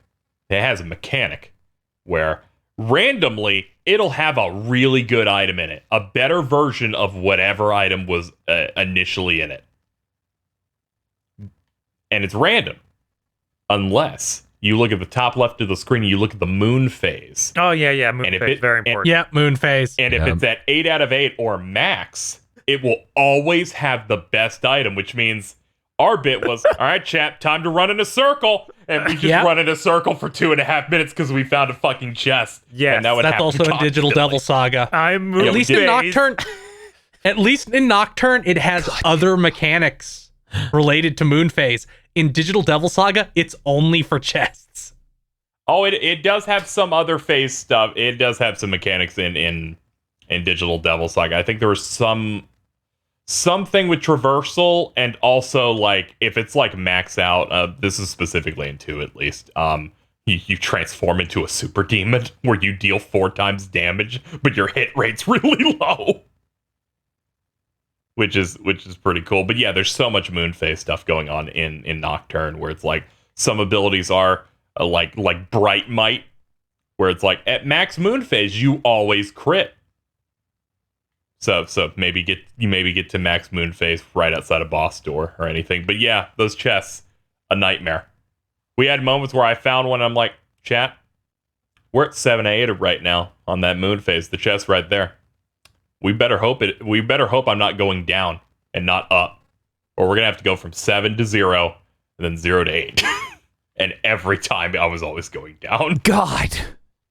it always, and then it's like, all right, well, I'm high leveled enough, so I guess the repel means we'll have less random battles to run from. Yeah, I remember the worst part of that always being doing the circle and then just doing all the random battles. Oh, the random battle shit's especially rough because they basically make it so repels don't work unless you're like 5 levels above the base level of whatever you're fighting. Ugh. Where it's, because otherwise they're like, no, we want you to get into your battles. I'm like, no, I don't want to do these. Please stop that. I'm good. And then we hit something at the end of the game where it's like, how do I get this item, chat? They're like, fight this boss and then go over to under the subway. And this ghost will use one of your demons to dig. And I'm like, okay, I'll go do that. I do it. And I'm like, what now, chat? Well, you gave him the highest strength demon you could, so you only have to wait 7 moon phases. And I'm like, chat, we just did a side quest. You could have told me to do this earlier. I guess we'll just have to run back and forth in a circle for the next 15 minutes while, I don't know, I ask Siri about the definition of peanut butter, because I sure am out of bits to run at this point in time. Starting to feel a bit better about our stream, Bob. Yeah. I'm like, I don't know. The chat was really into that part. They liked it more than the silently going across the circle sometimes. which happened honestly 35 times. Oh my god. There were good chests. By the end of the game, I had a lot of stuff. I did that side dungeon. They're like, here's all these items. I had like 8 fully restoring HP and MP items by the end. It's like, I don't even need this. Like, we're set to go and everything. But yeah, to sum it up, this game is absolutely fantastic. Very, very sad that they didn't put more of an effort in this port in general. I'm glad it exists, though, and I want them to continue making them, which I feel like if you ported these demons to Unity, you better make more stuff with them. Yeah. It would be kind of a waste. Raido, I feel like, is harder. That's an action RPG with a different system of stuff going on in it. Digital Devil Saga is this exact same fucking game, but with a different skill tree system and like a different thing, but the general combat system is the exact same. So I feel like they can make that fairly easily. Yes, the price is also egregious. I feel like 30 would have been the sweet spot for this, honestly, with the DLC being an extra 10. Dante being voiced by Ruben Langdon was a fucking treat. It was really good. Yeah, I bet. Like just hearing him talk and do his battle lines where he does the moves and laughing because his best move is Showtime, where it does style meter attacks, but it's DMC2 style meter attacks. Yeah. And someone's like, what the fuck is twosome time? It's like, it's a DMC2 move with his guns. And it's like, yeah, this is the canon DMC2. This is what really happened. He just kind of hung out. He has a fucking Mr. X segment in this game. Yeah, he does. Where in the secret dungeon, he's like, all right, I'm going to count to 3, and you're going to figure out how you want to do this room and hit 3 switches. And when I'm done counting to 3, I'm going to chase you. And then he's on the field shooting you, and it stuns you, and he's running, and his battle theme plays. And then you go in a room, and it's quiet. But he opens that door, and his character model does an awkward pop in, and then it slowly does a fade in of his track. And I'm like, this is the funniest. This is funnier than any Resident Evil pursuer ever. Because it's just dumb Dante. I know back in the day that the timeline went, DMC2 happened. He drives off into hell, and that's when the Nocturne happens. Yeah. Yeah, because he just kind of shows up and it's like, I don't know, I got hired by a guy. I guess I'll go deal with this kid. Also, the 4x3 stuff's really funny with this game, where it's like widescreen, but then occasionally you'll hit a cutscene that just forces it into 4x3 mode. Some cutscenes are 8 seconds long because it was an 8-second long video at the time. Or they're like, here's an image, and it's just a 4x3 little image where it's like, these are the things they couldn't restore because I guess like they had 12 people on this. Yeah, that's it. Overall, I really enjoyed it. I would just tell people to wait for a sale, but it's definitely worth playing eventually because it's like it's really good. It's really good RPG. They need to port as many of these as possible, though, which I kind of am starting to have a bit of faith over from the fact they actually did this one. I'm kind of shocked. Even if it's low effort, I'm kind of shocked that we even hit this point. Atlas has been so bad about doing anything. Well, now Sega's making them do things. Oh yeah, now they're doing day and date. I'm like, thank God, please. I'm probably gonna plat this game now. I've gone too far in. Yeah, that's fair. After what you've done, it makes sense. Yeah, like I've done one playthrough and it's like, finish the demon compendium, beat it on hard, which is just beat the final boss on hard. That's it. You don't have to do the whole thing. And then I'll just go on easy, look up a guide of what do I have to do to get every single ending in one run? And I will just do that. Because they added an easy mode that's so easy, you can hold rush the whole time and seemingly win every fight. Wow. Like Impressive. it seems insane how like pushover it is. But yeah, that's it. That was a fun 40 hours for me this week, and that's all I played. Okay. Hey, Phil, what have you been playing? As though he didn't know. Yeah. Yeah, I played all of Mass Effect 2. Oh, you finished it. Nice. Yeah, I did, because I was like, I want to be one and done with this at least. With 2 at Chad least. was getting like afraid and like wasn't ready for it because we constantly had super long streams of all 3 parts of us doing it. Yeah, Like in fact, me that running, that happened. you like, going, Dan and Bob going. They're like, I can't even fucking figure out what to pick. Yeah, The only time it was easy is when your power went out and someone's like, KZ feels dead. I'm like, I don't know how to deal with it. yeah, that was rough. Yeah. It's Mass Effect 2 is still really good. I think it's a little bit too long, which is a shame that they added 5 hours of DLC. Oh no. Every single piece of that DLC for that game, and let me think, there's 6. There's 6 pieces of DLC for Mass Effect 2. All but 1 are terrible. Great. And again, the game is already a little bit too long. Oh no. Like it just hits that point like we're 1 or 2 hours before the ending. You're like, okay, you're out of stuff. Yeah, that's the worst. But you got to get in your car and do DLC. The DLC, the most insane thing is like the worst DLC is the one that they made to bridge 2 and 3. That makes sense, actually. I was wondering, like, is there?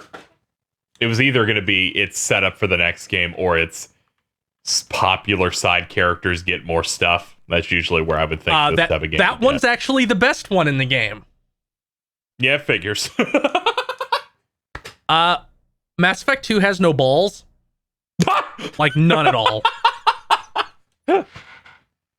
And, like, I made that joke where it's like, you're a racist now because BioWare thinks that's morally great. Stop that. Casey, you go to work for a white supremacist I know. I'm organization. the one that made the racist joke, and you were like, yes, Casey, you're correct. And then I turned to dust. They like limp dick it really hard where it's like, okay, this is the racist ship. Nobody on it is actually racist, and we're retconning that all the horrible things that you found out that this group did was splinter groups and not real. This is the racist ship. Yeah, like in the first game, it's like, okay, this organization Cerberus like did all these fucked up human experiments, and like got and you can pick an origin because you can pick 3 origins for Shepard. And one of the origins is like they got killed as a result of like Shepard's entire team was killed as a result of the Cerberus experiment. And in Mass Effect 2, it's like, no, that was a splinter group. It wasn't actually us. Like, we disavowed them before it even happened. Even like the villain of the anime was part of Cerberus. What the heck? Don't talk like, about that. Don't talk about that anime, please. One of your party members is like was like experimented on to make her really good at like using her psychic powers, because that's an element of Mass Effect. Is some characters have psychic powers called biotics. And like they experimented on her to make her super like good at it, and it involved killing a lot of kids and torturing her basically. And it's like, no, that was a separate group. The elusive man, Martin Sheen, who leads Cerberus, didn't know anything about that. Oh my God. And it's like, it's all shit like that, and it gets really frustrating where it's like, I still like Mass Effect 2 a lot. Like, it has really good dialogue and has a lot of funny stuff. Sometimes they'll show amazing restraint in like going for a joke where like so in Mass Effect AI is illegal because it always starts shit. Yeah, usually in like any science fiction. So installed in your ship is an AI called Edie.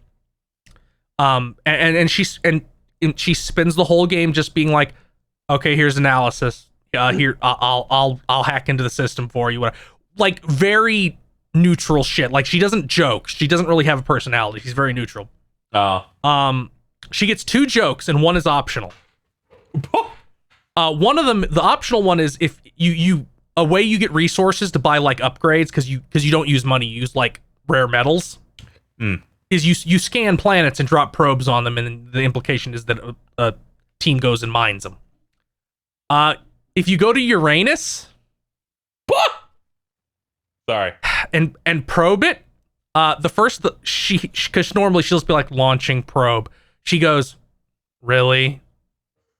And then the second time you probe it, she makes like the most disgusted sigh I've ever heard, and he's like, probing Uranus.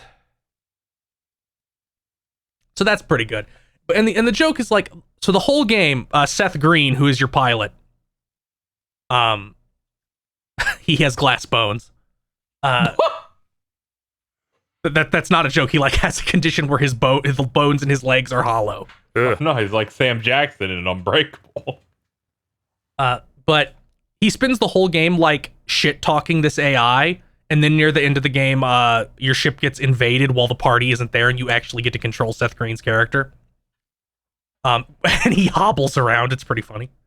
But he has to like unlock the AI and give it full control of the ship. And she's like, okay, you need to go do this. You can crawl through the maintenance tunnels. And he's like, oh, so great, more crawling. And completely deadpan, EDE goes, yes, I enjoy seeing humans on their knees. And then Seth Green stares at her and he's like, that was a joke. And that's the only one. So it's actually really funny. And a lot of dialogue in BioWare, I mean, in Mass Effect 2 is really funny. The shooting is is not super great. It's fine. Mass Effect 2 is like my metric for fine shooting. Because it doesn't really have, I played the game slowly walking towards the enemy, headshotting all of them with my sniper rifle. That's just what I did. And it worked the entire game. That's how you know the sniper rifle is good. Mass Effect 2 has the best sniper rifle in any video game. It's called the Widow Anti-Material Rifle. It is so insanely powerful that so the villain of the game is a Reaper called Harbinger, and he and his minions are like these insectoid cyborg guys called Collectors, and he can possess one, and it's actually really cool because the Collector like rises off the ground and like explodes with like a lava texture almost and starts glowing really brightly and gets like 3 more health bars. And you hear Harbinger go, assuming direct control. And then he says like really cool villain shit as he fights you, like, I know this hurts you. As he like throws fireballs at you. But this rifle is so powerful that I can kill him during the animation of him taking over one of these guys. So by the end of the game, he's doing it like 2 or 3 times every combat encounter. And he never gets to actually attack me. It's like us fucking co-oping Halo 5. Yes, it's very similar to that. Good addition to Mass Effect 2 is the heavy weapon system, where you get to carry a heavy weapon. You get to pick a variety of them, and they all use the same pool of heavy weapon ammo. One of them's a nuke. You can fire it every 5 or 6 times you find ammo for the heavy weapon. It takes that much ammo. It one-shots anything in the game unless it has phases, which is bullshit in my opinion. It should negate the phases and instantly skip them. But it's really funny. Like, it's another thing where they need to lean into Shepard being Duke Nukem. Oh, no. Because you have to hold the button. It's not like just fire and forget. The nuke, like, charges. So you have a time to go, blow it out your ass, and then just shoot someone in the face with a nuke. It takes 70% of the health off the final boss if you hit them with it, which is a little bit hard because it has a long charge up time. God, I wish I could do that. So the and Mass Effect 2 is cool. Like, all the characters are really great. Like it's not like Dragon Age where I hate most of them. I don't hate, like, the worst character in Mass Effect 2 is like boring and a little bit of a Karen. But they're cool. Like, the whole game is about your party members. The whole game is build the team for this mission. So you have to go recruit 10 people in the normal game and 12 if you do the DLC ones, but don't do them because their missions are bad. And also they're like not even really, they don't even really have dialogue or anything, so it's like whatever. It's weird. It's the one time that they didn't cut them from the game, because in Mass Effect 3, the DLC party member was very clearly cut from the game. But yeah, it has a lot of great stuff. And then in the DLC bridging them, you're a war criminal. Cool. because it literally goes, Shepard, the Reapers are coming. They're going to get to this faster than light relay, so they'll be able to go anywhere in the universe, anywhere in the Milky Way galaxy instantly if they get to this. We have to blow it up. There's a planet with 300,000 aliens on it. Oh, You have no morally choice. gray.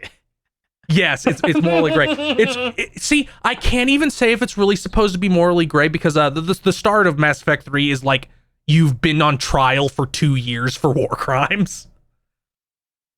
Which is why Shepard has been like grounded on Earth for 2 years, because he's on trial. But at the end of this DLC, you talk to Lance Henriksen, who is the Admiral.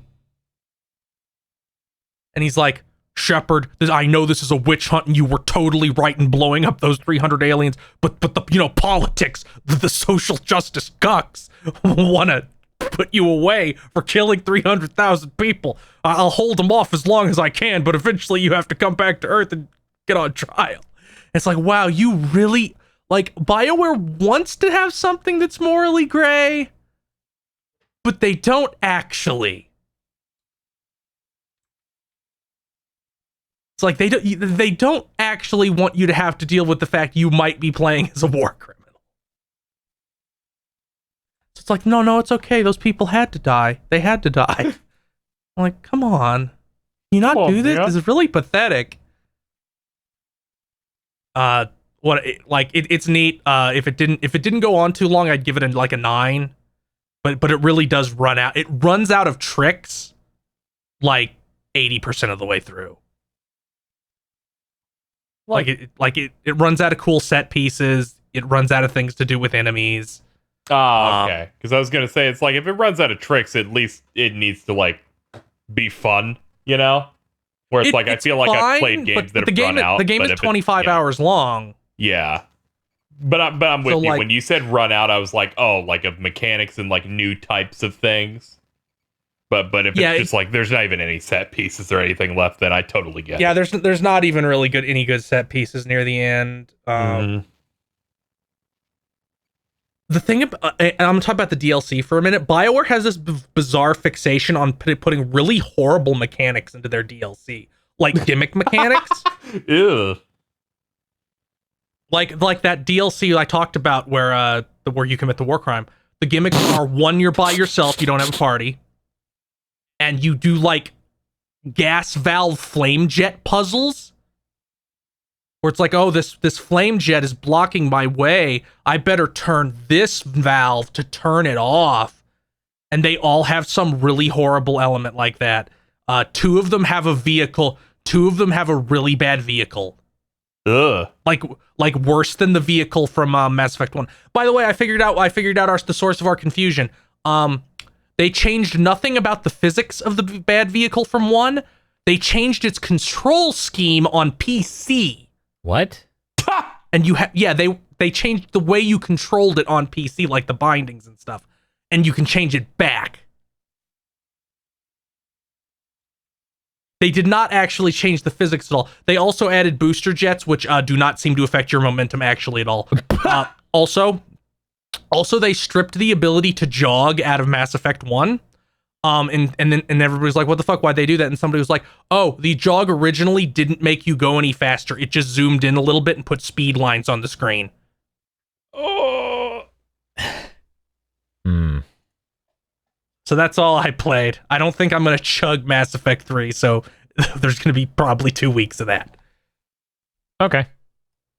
I did want to point out one thing that I forgot that I think was funny. Dan? Yeah. Do you remember in Mission Impossible 4? God damn it. We thought there was a really funny scene in that where they used a weird camera and stuff to simulate a wall that had nothing on it. Yes. And like a blank hallway to trick people. There's a dungeon in Nocturne that is just that the entire time, and it's the best dungeon in that game. where it emulates the Diet Building in Tokyo. And it's just a bunch of like Acme walls that are like, if you go to a wall that's clearly not a hallway and is fake, the demon goes, I tricked you, and then teleports you back to the start. And I think it's one of the best dungeons in the game because it gets really clever where you twist the camera and it fucking rotates the thing so you see the trick, and it's like the coolest visual thing I've seen. And it's also really easy to figure out because this remaster, they're PNGs, so it's very easy. Yeah. Oh my god. You can you don't have to get super close to be like, yeah, I can tell.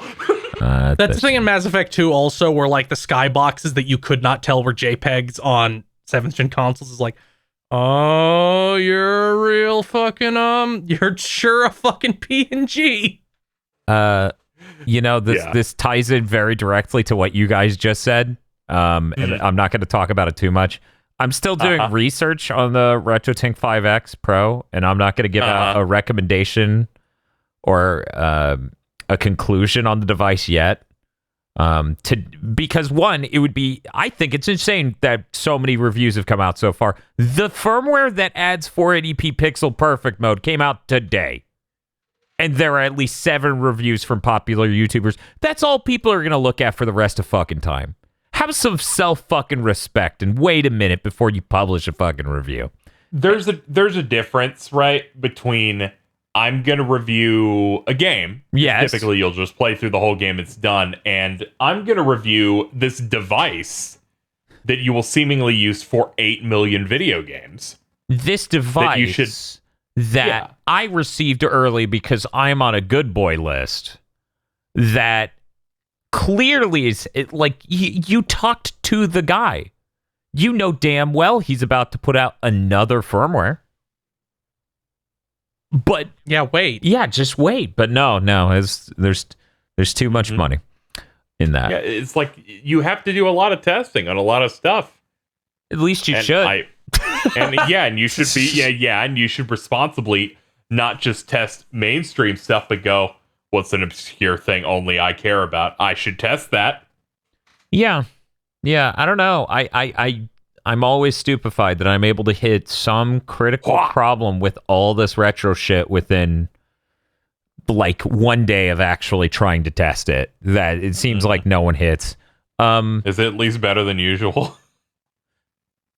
I would say it's better than usual. We did the entire Curse of Darkness and Lament of Innocence stream using its deinterlacing thing. This is the way it looks currently, and this is a tentative opinion, and I'm going to keep dissecting different modes and different functions. The OSSC is sharper. The OSSC's colors look better, but this thing has a really neat trick where it can deinterlace 480i video and make PS2 games a lot more streamable. However, there are some certain video modes and other quirks of it that I need to poke more and come to a very conclusive result on, because man, it's got some weird fucking things that I can't succinctly describe here. But I think it's a neat device. Whether or not that's worth $300 to your average person, ooh, that's a high price, to pay for 480i games. Like the PS2 is one of the best game libraries in the history of the world. I feel. I think there's a lot of amazing games on it, and the OSSC can do Bob deinterlacing, as it's called, for 480i content. Bob. Hi, my name's Bob deinterlace. That's Bob's new fake last name. Anyways. Oh, okay. Actually, D is his middle name. Anyways. Like John D. Anyways. And that's not great for streaming, because when you use Bob deinterlace, literally every pixel on the frame is changing every frame. And that's not easy to compress. That's not friendly for your audience, and it has a bit of juddery look. And if you start dropping frames, it looks real weird and bad. But this has a motion adaptive deinterlace. I think it looks pretty great. I think it looks pretty good. I'm checking out a bunch of different things, so I'm not quite done with it yet. But man, let me tell you, that thing you were talking about with you could see some of the skyboxes are just really bad JPEGs or whatever. Yeah. Gran Turismo 4 was a really impressive game back in the day. I hooked that up to this thing's pixel perfect mode, and I'm like, just look at these fucking PSP style dither cubes. What the fuck is this image? This just got rectangle boxes because it's like, oh, fuck, the shade of gray is between this gray and that gray. What do? Shove a Tetris line in there, fucking. Like, I didn't realize. I'm looking forward to when you finish testing PS2 related stuff with it, because that's the only reason I'd be interested in this. Yeah, and I think that's the only reason most people should be interested, right? Because if you have a Super NES, okay, so that's another layer of this. This thing can normalize a Super Nintendo signal. So for people who don't know, capture cards can be a little finicky. The Super Nintendo's a little too fast. The NES is a little too fast for some capture cards. This thing will normalize the signal.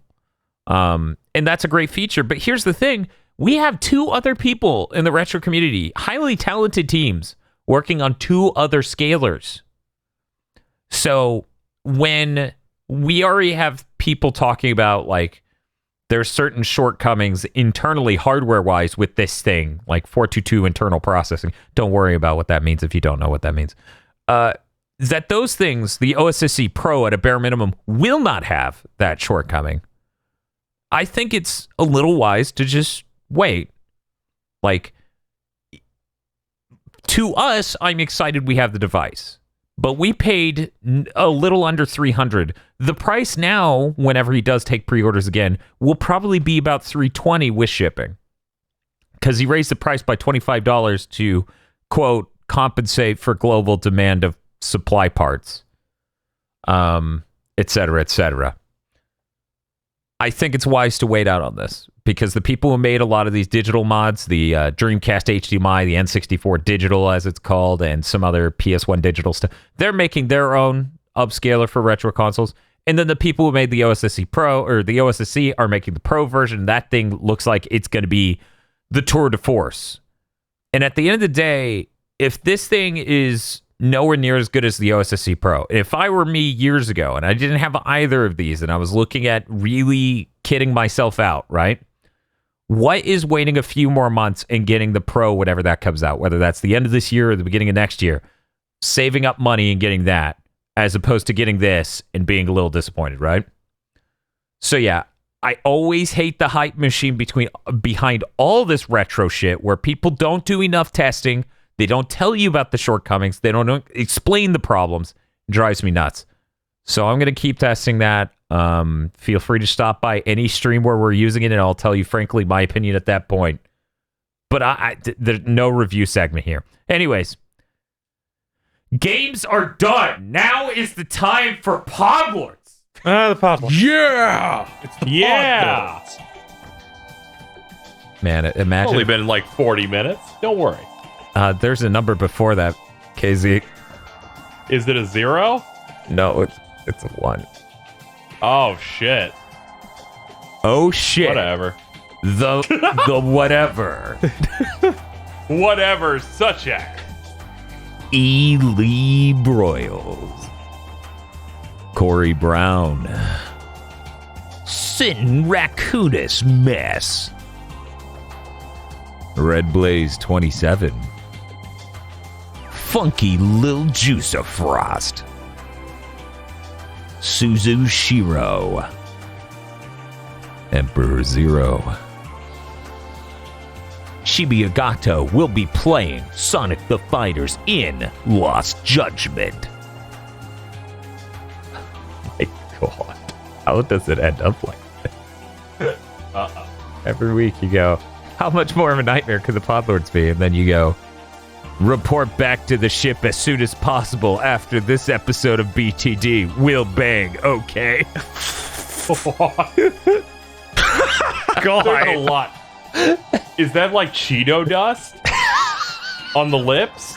What's on his No, that's back? just his face. They like cut out his face because Shepard in ME 2 has a really horrible smile. And I assume that's supposed to be the nuke launcher. Oh my god. God. That's Shepard, the Giga Chat. Yeah, the Giga Chat is real good. Look at this man. Jesus fucking Christ. Rado. 101 Shades of Wonderful Remastered. Hey, Bob. Hey. This Podlord thanks you. The new slime for Dragon Quest 12. Oh my god, they edited it. It's even worse now. It's Busey teeth. Yep. Yeah. Oh man. See? Oh, God. I actually didn't notice that until I posted it in the Discord. Jesus. Real unfortunate. Yeah, that's a really good way to phrase it. WTF Spider-Man. Matty Mo.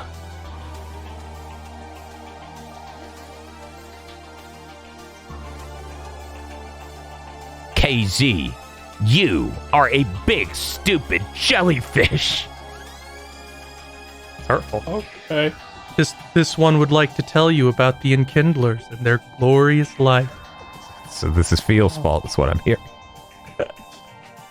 Yeah, I'm tired enough that I squinted and went, "Is this a demon I negotiated with?" No, it's much higher fidelity.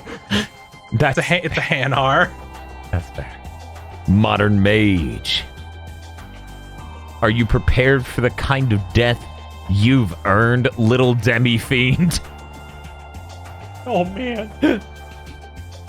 My Dude. Mothman. Dude, he's the worst. I ran into him in a dungeon as an NPC. Motherfucker's 5'8".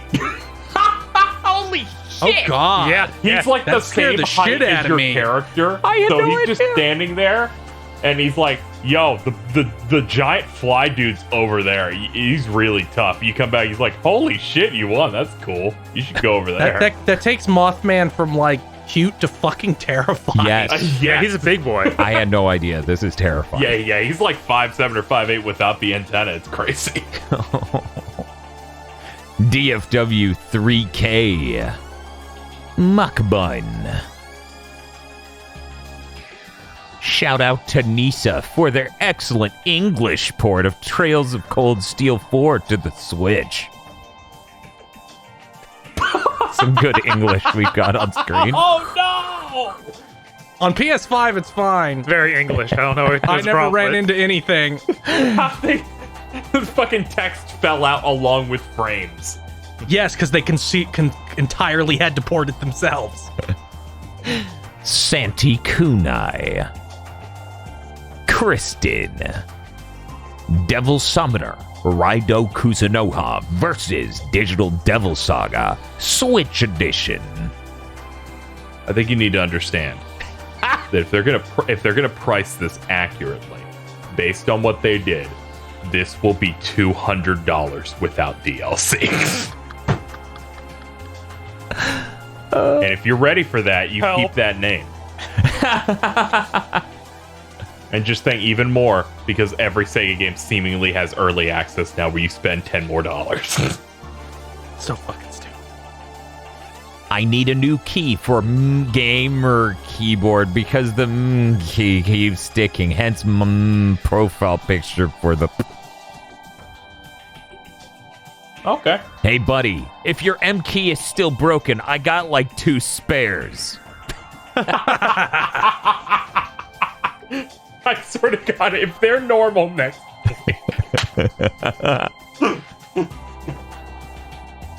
Take the blue pill. Tonberry edits will be painted green. Take the red pill. Tonberry edits will be appropriately flesh-colored. Oh no. Blue, Staying in blue, the fucking blue, simulation. Blue. Blue. Kyle Bjork. Apple Gothic's Bird Facts.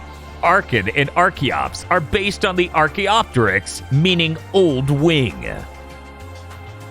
I was I like surprised. their mismatched bodies. I was surprised by how many people didn't realize that. Zilter. Okay. This Podlord wins, but just know you're cheating. One more podlord rejected. I'm the baby inside you. God. It's so good. Oh God, I forgot to change my name for like a month. It'd be like that. Chase Ray had a religious experience booting up ME2 after so long. Look the blue, blue. Inspector Hildebrand Helidor Maximilian Manderville, the Gentleman of Light. Forgot that is actually his whole name. Bob, somebody just followed. Thank you for the follow. My workplace gave me an electric kettle for my artwork. This Podler name gets more depressing every week when I read it. Well, but you can see a new one every week. That'd be pretty cool, right? No, Yeah. what if their house is filling with them? What? Hawk those shit for like $40 a pop. Yeah, but you're not going to get 40. You're going to get 10. And then people are like, yo, I think this guy's stealing these electric kettles. He keeps selling them to us. Dan, I'm taking over for Baby Dragon. I'm going to share fun Yu-Gi-Oh! Twivia. Spike Shaw, what? Those of you into hip-hop culture... Oh my God. I almost blacked out. I'd wear it. Jordan. Okay. Hey, Jordan. Okay, hey, Jordan. Hey. Bob. Red pandas don't have tails, and if they did, they're not bushy. Dan, are you ever tired of being Ron? Bob, sometimes. God damn it. Cooper Tank. Feel free to fact check us if you give us $50 a month to do so. Right. When you don't want to continue the Redfield lineage so badly, you run away to another game. Oh, yeah, fucking Dead by Daylight. They should have just made, instead of Nemesis, they should just have made it Chris. From RE8. God, that would be Leon, good. you can't escape me. He pivots I will on... follow you even to another game. I told you to leave it alone. Fred Tadashori's smooth yet gravelly voice.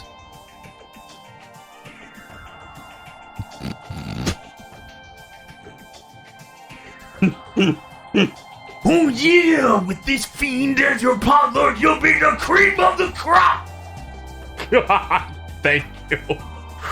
So if any voice actors listen to this are involved in a dub of Digital Devil Saga, please make someone Scott Steiner.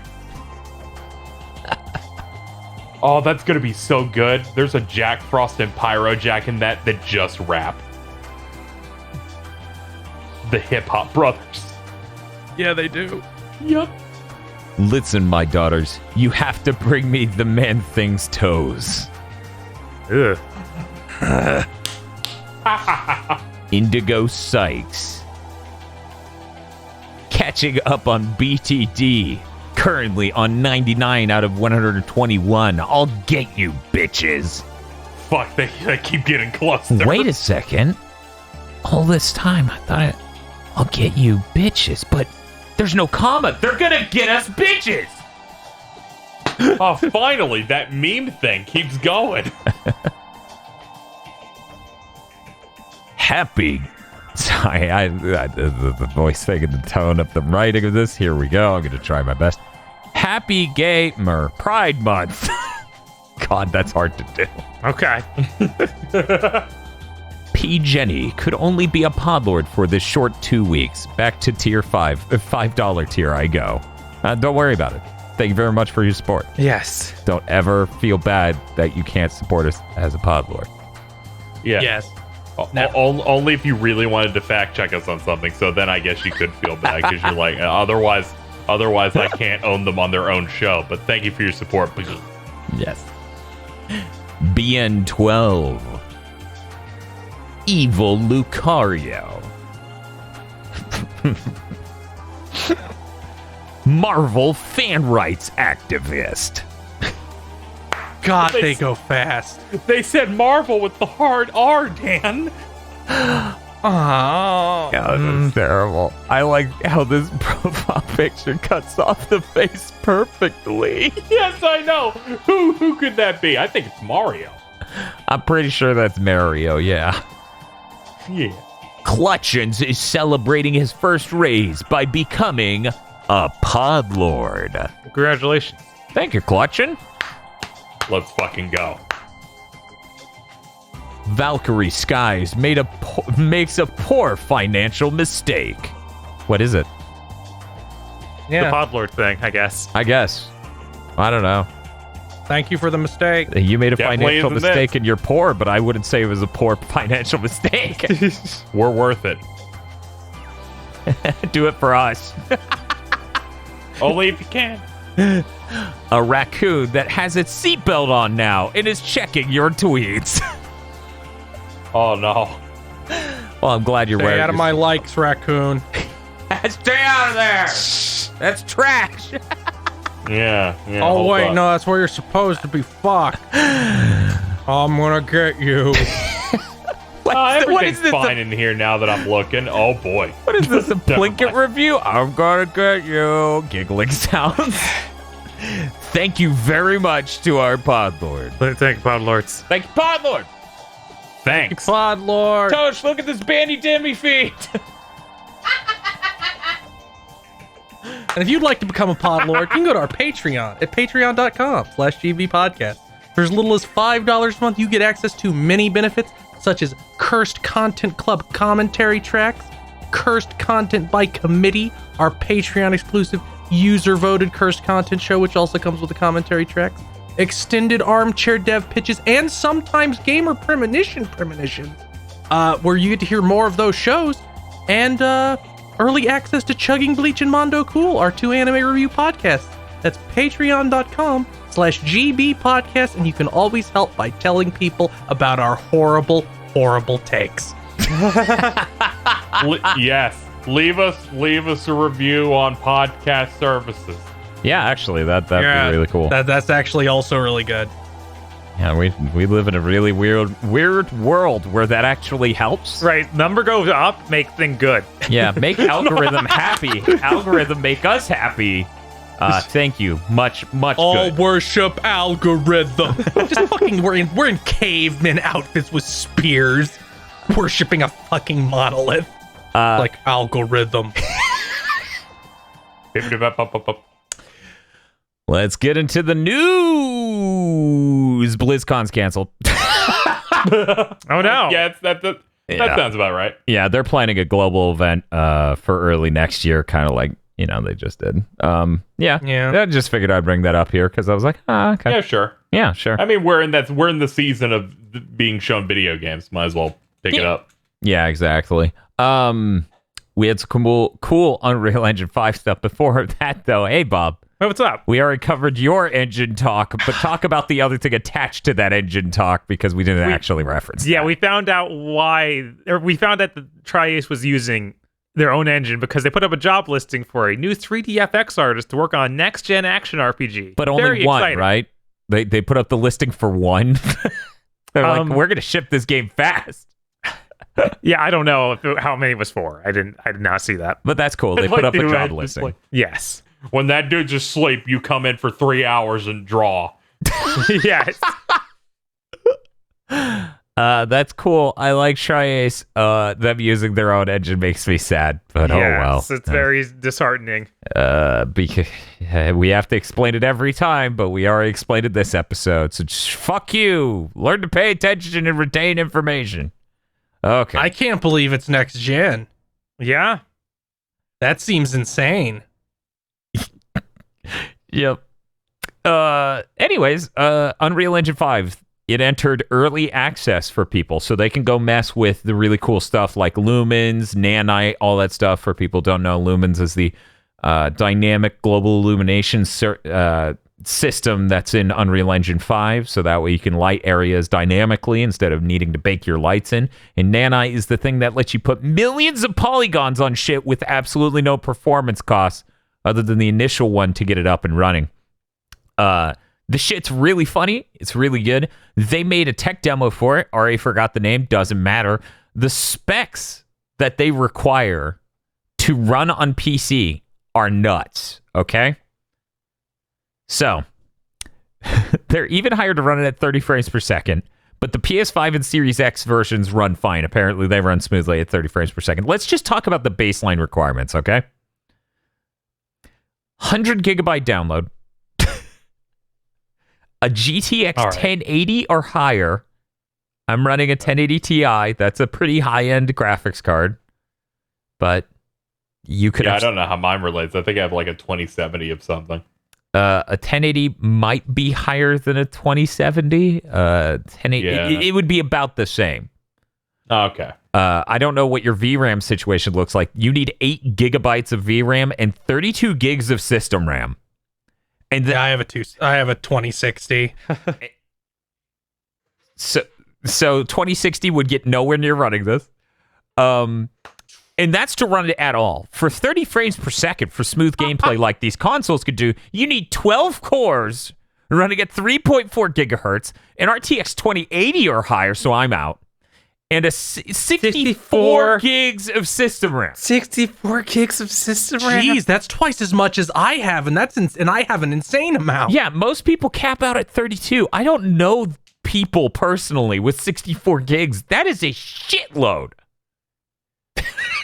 I'm excited for Unreal 5 games not on my computer. Yes. So again, about the fact that consoles leapfrog PCs every gen except for 8th gen, and that snapped some people's minds. Yeah, exactly. Like, what you're going to get when they start shipping games that are using Nanite and Lumens and just pushing Unreal Engine 5 is that they'll run on console pretty smoothly, but on PC, the fucking necessary specs will be astronomical. Like... No, in a year, all PCs will be like this. All PCs will have even more cores. In fact, they'll run it at 60. They'll have 24 cores running at 3.4 gigahertz. And I will go back to playing a game from 2006 on my computer. Yeah. So this is the thing. The cool thing about Lumens is like it's all dynamic, so you can really easily light your scene and not have to bake in the lights and all sorts of things. Watching them mess around with the stuff was super cool. Watching them talk about people in groups working together on online assets, that are in, say, a server, right? And they can all dynamically work on the same assets without needing to rebake it or re-upload it is really cool. It's super fantastic. You can have somebody working on, say, like a fence post or a sign in an environment while someone else is working on the lighting or some other thing. They just have these features built in really well from the ground up from what it looks like. They also showed how their system loads dynamically stuff from the environment as each creator needs it. So you're not bogging your system down with tons of unnecessary stuff in these massive environments. This is all really cool. People have been playing with it, though, trying to make Unreal Engine 5 choke. So there were people who were like stacking 3 million polygon models in Nanite, and it just would not chug because it virtualizes geometry. And they're like, okay, I give up. This whole thing was so freaking impressive. They even found a way to use Nanite on the boss enemy for this tech demo. So it had like 5 million polygons strapped onto it in various Nanite.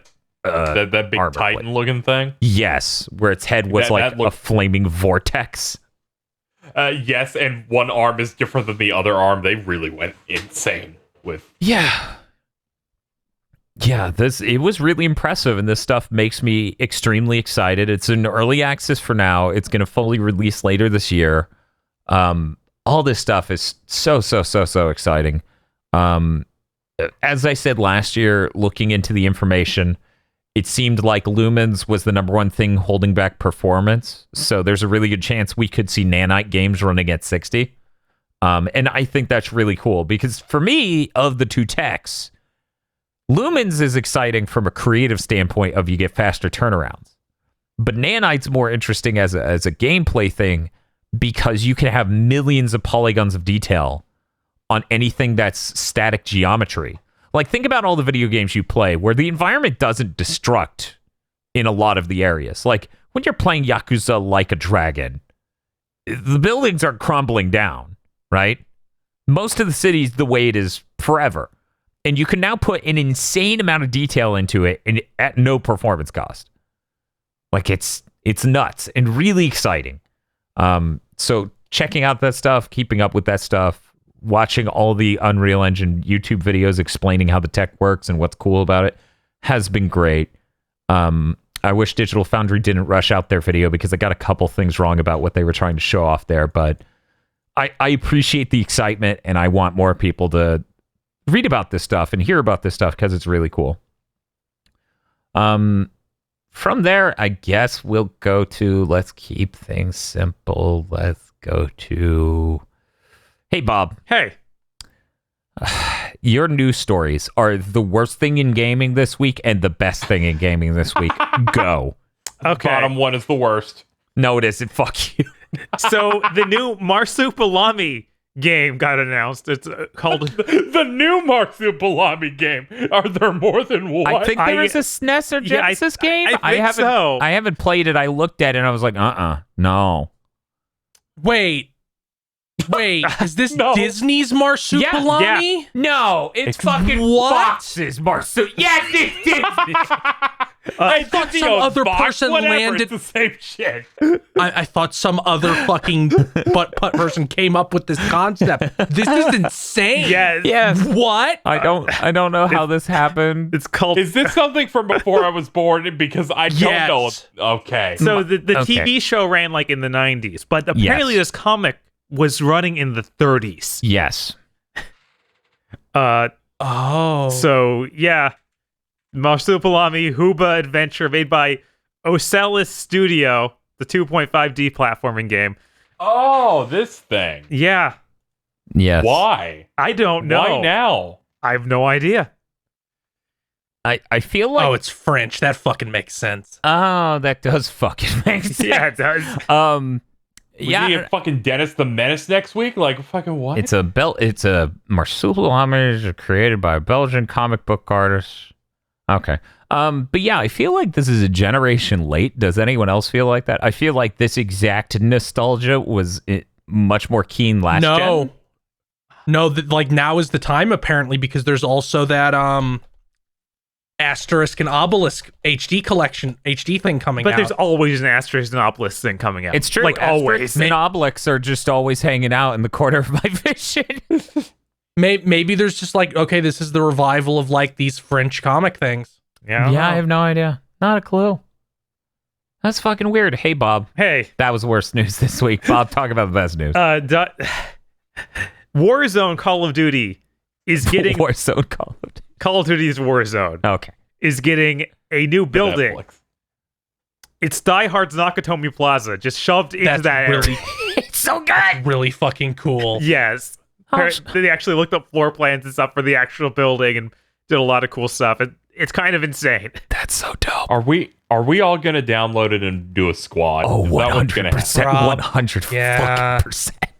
They're like, you died. And I'm like, I've never played a shooter game before. And then I spit take again, even though this is old news. Even yeah, though it's pretty like, much. but Phil, you played every Halo game and have done nothing but play boomer shooters in 2021. It's like, yeah, but I didn't play a Call of Duty game. This is different. Yeah. Which, yeah, it is. Please be nice to me, or I'll delete this 100 gig battle royale. Yeah. It's a big boy. It's a chunk. I never installed it because it's so big, but they tricked me. This Nakatomi, like seeing that shit modeled out is really cool. It's apparently limited time. I wish this were just in the main game because I really don't like battle royales at all. Like I will get nothing from this, but it'll be cool to walk around the area. Who knows? Maybe I'll warm up to it. I enjoyed playing the PUBG that I did a little, and I enjoy playing Call of Duty more at a game feel level than PUBG. So who knows? Maybe this will get me. Maybe. They finally tricked me into installing it. The bastards. Okay, let's move on. We gotta move on. Hey, Phil. Yeah, what the fuck? What? You have one thing. Yeah. Go. Okay, Twitch added a bunch more tags. They added Final Fantasy 14 specific ones, like for if you're gathering, if you're playing as a disciple of the land, if you're playing as a disciple of war, if you're playing as a healer, if you're playing as a mage. It's kind of insane. Yeah, that is. Oh, That's pretty weird. I was wondering what they could be. But yeah, gatherers are insane. They're like, all right, I'm gonna make a bunch of stuff and then make $1 million. We're gonna do that right now. I'm poor in that game. It's the worst. Those fucking gatherers and fucking crafters just go in. They make item level 510 armor, and they're like, I have $8 million. I can't buy a house. Wow, it's just like real life. Yeah. Housing situation's real fucked there. It's cutthroat. It's there and nowhere else. Unlike real life, Square Enix actually does things to try and alleviate the problem. They do. They keep saying they're trying to figure things out. Fucking Ishgard is just like Florida. Cool. It's not like real life where apparently giant mega corporations have deals with real estate sites to let them buy houses before normal people can see them. Yep. I'm not gonna talk about Satire, murder, satire. I'm not gonna just say Central Park. The FBI hasn't figured that one out yet. In Roblox. Oh no, Central Park in Roblox. Yes. You're gonna catch on. Shit. Anyway, let's move on to KZ's news. KZ, I got a couple things. go ahead. Yeah, you got a couple things. All right, so first up, this came in today, I believe. Frost Giant Studios, which is composed of ex-Blizzard devs, will be using Unreal Engine 5 for their first RTS game. They're also partnering with Epic Games and Dreamhaven. You remember that's Mike Morhaim's company. Who's the former head of Blizzard. Yeah, the other former Blizz studio. Yeah, all the ex-Blizz people are fist bumping and getting ready to make some big RTS. Thank you. Someone needs to make it RTS because clearly Blizzard won't. Yeah. Do you think Jeff Kaplan's like, can I come? And they're like, no. Why? Don't be mean to Jeff Kaplan.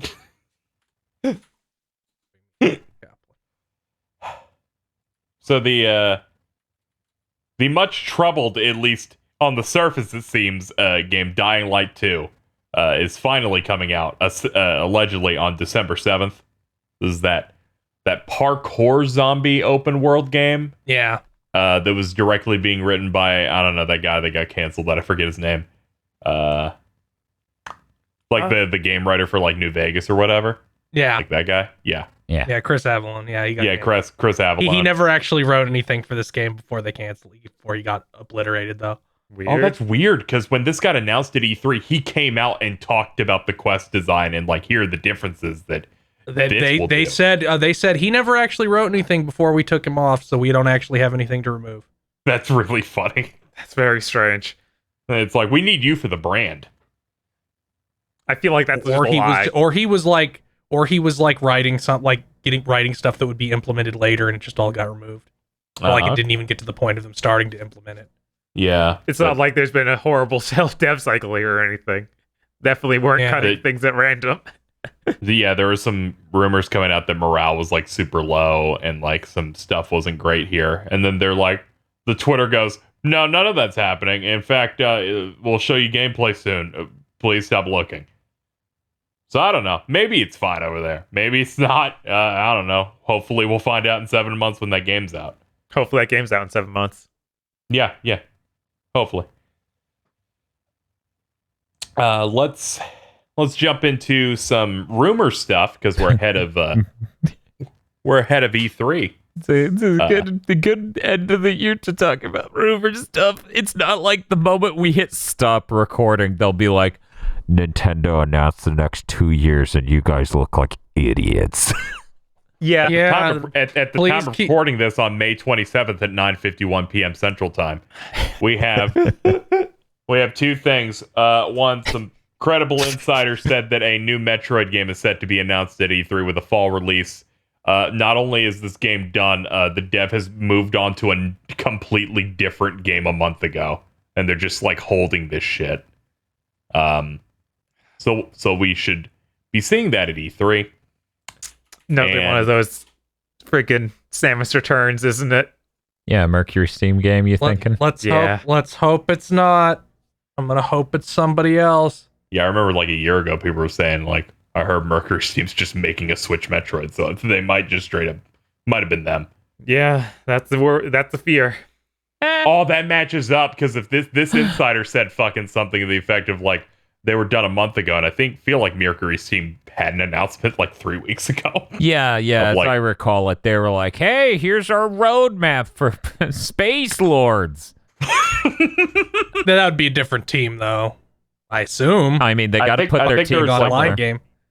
Oh, I guess. 505 Games will publish a new Yes. game from Castlevania That's Lords of it. Shadow developer Mercury Okay. Steam. Yeah, there it is. Yeah. Looking so- forward to this new 6 out of 10. Hey, I'm just going to say right now, I hear a lot of people be like, "Ugh, they're making another Metroid game. Fuck Mercury Steam. And I'm like, hey, at least anyone liked this. That's true. Federation Forces is right the fuck over there. That was Yeah. that easily the most baffling decision. I can't be too mad at stuff like this when Nintendo is involved. Literally everything about Federation Forces, what the game is, the mode they attached onto it, how they showed us the game. Like, What? Like, how? That thing where it's like, here's Blast Ball for the Nintendo World Championships. You're like, what the fuck is this? And then Yeah. you see Blast Ball's a mode in this game no one wants. What? it sold 10,000 copies. It's so insane. I knew someone so crazy that they told me, no, you got to play it. It's got a character that's going to be important in Prime 4. Oh my And I'm like, shut fucking- the fuck No, up. but no, I but don't talk to them Nintendo- anymore. I feel like Nintendo has you escorted out if you mention Federation Force. They're like, Like dude, you're just black suits just take you and leave. Yeah, I was. But So here's the thing. I need to know what other people think. I feel like the Federation Forces thing is the only other Nintendo game that arcs with the same energy as Star Fox Zero. Is that just me? yes. It's like Code Steam. it's even darker energy, honestly. Oh, codename No, Steam. Codename Steam doesn't do it because I can barely remember it. I'm like, Abe Lincoln. KZ, that was a major 3DS game. It showed up a lot. They got an enormous cast, a stacked voice cast for that fucking game. Yeah, it's true. It was a lot of money, and it was supposed to be a prestigious 3DS game that was very epic. Bacon, Abe Lincoln, Hunter. Yeah, I think that Code Steam is less painful because it's not attached to these other IPs. It's its own new IP that Yeah. was bad. Yes.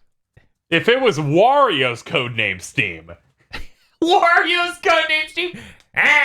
Abraham Lincoln, let's do it. That'd be funny. That's how Wario starts his political career and becomes senator. Yeah, obviously. fucking Christ. I've heard plenty of people who enjoyed Samus Returns. So Yeah. a Switch one Like- of those would be cool. What I was about to say was like, as long as Nintendo is involved, Nintendo doesn't let you touch their stuff without some degree of oversight. So if your game is bad, they'll just be like, fix it or we cancel you. I just. What? It'd be Which, really funny if it was Super Metroid as a remake and it was like a 6. Yeah, that's probably what it's gonna be. That would be That's- funny though. it'll be That's so the fucked bad. up part of my brain. Oh, Hey, Bob. hey. You know how thoroughly they would have to fuck it up, like in your opinion, even more than their Metroid 2 game, for it to feel worse than Super Metroid to play? That Metroid 2 game feels worse than Super Metroid. Oh no, I disagree. Super Metroid is the floatiest, dump truckiest Metroid game ever. I disagree. It is I'm not rough, but it's not sitting there like, hey, you're gonna need to get good at this harsh timing counterattack that feels That bad and do it to every single thing in the game. that runs at 25 frames per second. Yes. Because they can't give you all 30. No. Don't We're not get ready greedy. for 30. Hey, at least, only- hey, look at it this way, right? If Mercury Steam is making a Switch Metroid, okay, and they've been developing it for the normal Switch, Uh-huh. and in the same year Nintendo ships some sort of Super Switch, then maybe it will run well on that! Maybe. That's the dream. No, we locked it part at of it- 24. God damn it. A part of this fucking insider drop was that the Switch Pro is going to be announced in June with a fall release. Then I saw another source I know said it. And then Bloomberg fucking posted an article saying it's like they're gonna start making them in a month. Yeah. No, that's what the roadmap said all year. Every single person who's like, I'm so tired of these stupid joke rumors about the Super Switch. And I'm like, can you just remember the last time you heard about it? Let me explain. It was January when they said this is the exact roadmap. I wonder why you're hearing about it again. Oh yeah, they needed to announce it before it showed up in a store. Yeah. It needs to. The rumors like this, people are like, no, it didn't happen after 2 weeks. Yeah, weird that rumor they didn't release it February 14th. It's weird that rumor came out for Bloomberg where they said it would ship third quarter or fourth quarter this year, and they didn't announce it and release it in February. But yeah, No one's reading. That's cool. I don't know. I need to go back and we need to do some sort of Metroid month, but certain Metroid fans are cowards and don't want us to play Super Metroid or Metroid Prime 2 or 3. You should play Zero Mission. I like that one. It's the only one I've played extensively. Oh, fuck. You're fucked, dude. You're fucked. If that's the one you've played extensively, did I play the top? Yes. Yeah, Damn that it, I fusion knew it. are like I amazing. knew it in my fucking soul. I played the cream of the crop. It really fucking You is. could probably play that fan made remake of 2, which is pretty good. AM2R is neat. It's neat. Okay, well, there's that. Yeah, there's that. Yeah, Zero Mission's cool. Yes, her mission's great. Fusion and Zero Mission are incredible.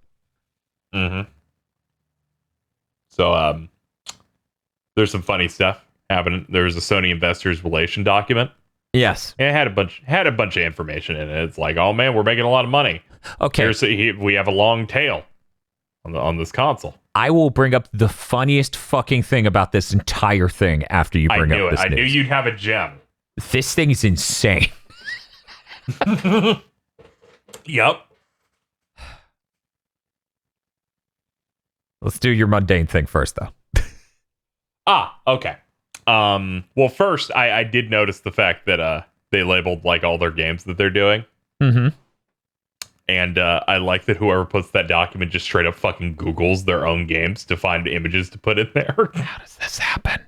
How does this keep happening? So it's like, we need something for God of War, and they're like, fucking, what's God of War PS5? And someone ripped someone else's God of War Ragnarok logo and just put it in there. And people were like, finally, we have the name. It's like, no, it's still not confirmed that it's that name. Some dude just Googled it like one time when they promoted Miles Morales using a PNG from Ultimate Alliance 3. Yeah. That's pretty dire. It's really funny. But the main news here is that Uncharted 4 is planned for a PC release. That's it. Cool. That's great. That's actually kind of surprising to me. I thought like their big core franchises would avoid PC. Yeah. Oh, It's like Days Gone and Horizon feel like less, not quite on the same level as Uncharted. I feel like they're think this pushing makes Horizon is like Yeah. a really big thing. Yes. Especially after what I saw today. Yep. But killing that smooth transition before it had time to be. Yep. Guys, I didn't watch or read the entire investor relations thing, okay? Okay. I didn't do that. But you know who did? All right. Mystic Ryan from Let's Talk PlayStation. I did watch a few minutes of that, yeah. So as I'm taking a shower this morning, I'm listening to that.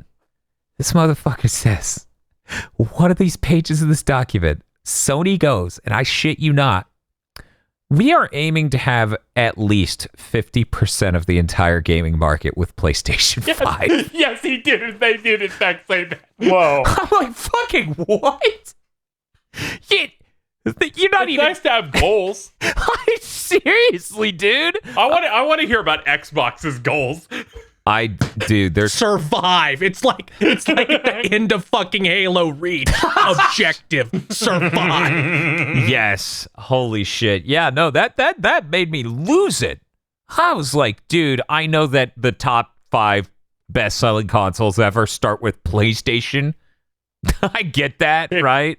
It's like companies. If they get 51% of the gaming market, they get all of it automatically. And Yes. they just own gaming forever. Exactly. They're making that last move in And oh fuck, what is it called? It's not Go. Othello? It's Othello, yes. And they're gonna clear the whole board. They're like, God. boom, motherfucker. That shit's hilarious. We're going to take over the world. I really like Uncharted 4 coming to PC. That's great. I'm sure people on PC are gonna love that. That thing looks incredible for when it came out. It's shocking that it ran at 1080p on a fucking PS4. I would love to see that game run at 60 frames per second. Yeah. So hopefully they'll It'll port. also have its really bad multiplayer in it too, so you really get a lot out of that. I'm trying to remember. I didn't like it as much as 2's. Yeah, we really got into 2 and even some of 3's multiplayer, but 4 we really just didn't. I think something was just incredibly unbalanced about it. Yeah. And if someone who played for longer just had literally better guns. It's funny because, Naughty Dog did that multiplayer and then they were working on The Last of Us 2. And somehow it became, hey, Sony Ben, can you make their multiplayer for them? Yeah, I don't know, man. That's insane. Was 4 the only one with magic? Yes. Yeah, 'cause 4 had that, because I remember the CG trailer where it's like you activate the fucking totem Yes. and other stuff like that. I don't know. I tried a little bit of it, but the exact same time that was happening, the closed beta for Overwatch was going, and I'm like, why would I ever do this? Oh, I think we might have experienced the same thing. Why in any universe would I play this when that gold mine is over there? That's kind of where I was at. But Uncharted 4 is great. Yeah. That's a decent get. I'm sure they'll make an insane amount of money off that one. Honestly, I think Uncharted 4 may be the best one, honestly. I would have to go back and play all of them, 1 through 4. Golden Abyss isn't real. And see, but I'm pretty sure 4 is the best. Isn't there a Vita card game? Yes. Yeah. Jesus. I'm excited to see the minimum requirements on PC. I really want to see that. Yeah, I feel like any game that really pushed the PS4 from a first-party perspective hard and was like 30 frames per second cap probably has a pretty beefy requirement on PC compared to a PS4. Yeah. Very excited for next-gen games to just not come over to PC. It'll be weird, and then it'll be like, well, the system requirements would be 16 cores. Like this Unreal Engine 5 shit's looking like. God. But I want to see that game running at 60. I want to, at the end of the day, I want every game to eventually come to PC, so that way there's long-term permanence, But I just, every time something like this gets fucking announced, there's just people going bald like, please, Sony. Please, Bloodborne, Sony. Oh, yeah. Please, Yes. Bloodborne, Sony. Every time. And they are justified every fucking time. They're justified, but it's like if FromSoft thinks that game was made with magic, they're not going to be porting shit. I think Sony gets it. Like they did Demon's Souls, the full remake last year. They have to know that this is something they can sell me for $70 and I will buy it. It's like Bloodborne. It runs at 60 frames a second, and we fixed the bullshit. What's the fucking word? Ambient occlusion. I don't know. No. Chromatic aberration. Yeah. Chromatic aberration. That's what I meant. Yeah. They added a photo. Now I can look at the game and my eyes don't hurt. Yay. But that was part of the aesthetic hurting you. And they ruined it. Yeah, I'm sure the fucked up frame pacing wasn't just a horrible mistake. Yes. No, it's an artistic decision to make you was nauseous. intentional. Oh yeah, of course. Of course. It always was. I thought you were going to bring up the people who are insane and they're like, Sony's bringing things over to PC. They betrayed us. And I'm like, motherfucker, you got to play this game years ago on affordable gaming hardware. Shut the fuck up. Yeah. I mean, there's also PC Master Race people like, thanks for beta testing, Sony cuck. If they drive their car into the wall, that is launch on PC this rough. I'm surprised Days Gone on PC went relatively okay. Yeah. Fucking Horizon. My Horizon. assumption is like, thanks for beta testing. We will now wait 3 months for the game to be playable. Well, Days Gone was just Unreal, so that probably went smoother than. Yeah, then this will go. Yes, Oh absolutely. shit! Yeah. This is the first Naughty Dog game, right? So this is the first one we're gonna see that engine ported to PC. And Ooh. Naughty Dog is a Man, I'm looking forward to in 3 or 4 years when they put The Last of Us 2 on PC and we get like mods of Abby as the Hulk. Maybe someone can change the order of events in that game and make it work God! right. Yes, that would be the Snyder cut got- for that game. That would be incredible. We gotta go. We gotta move on.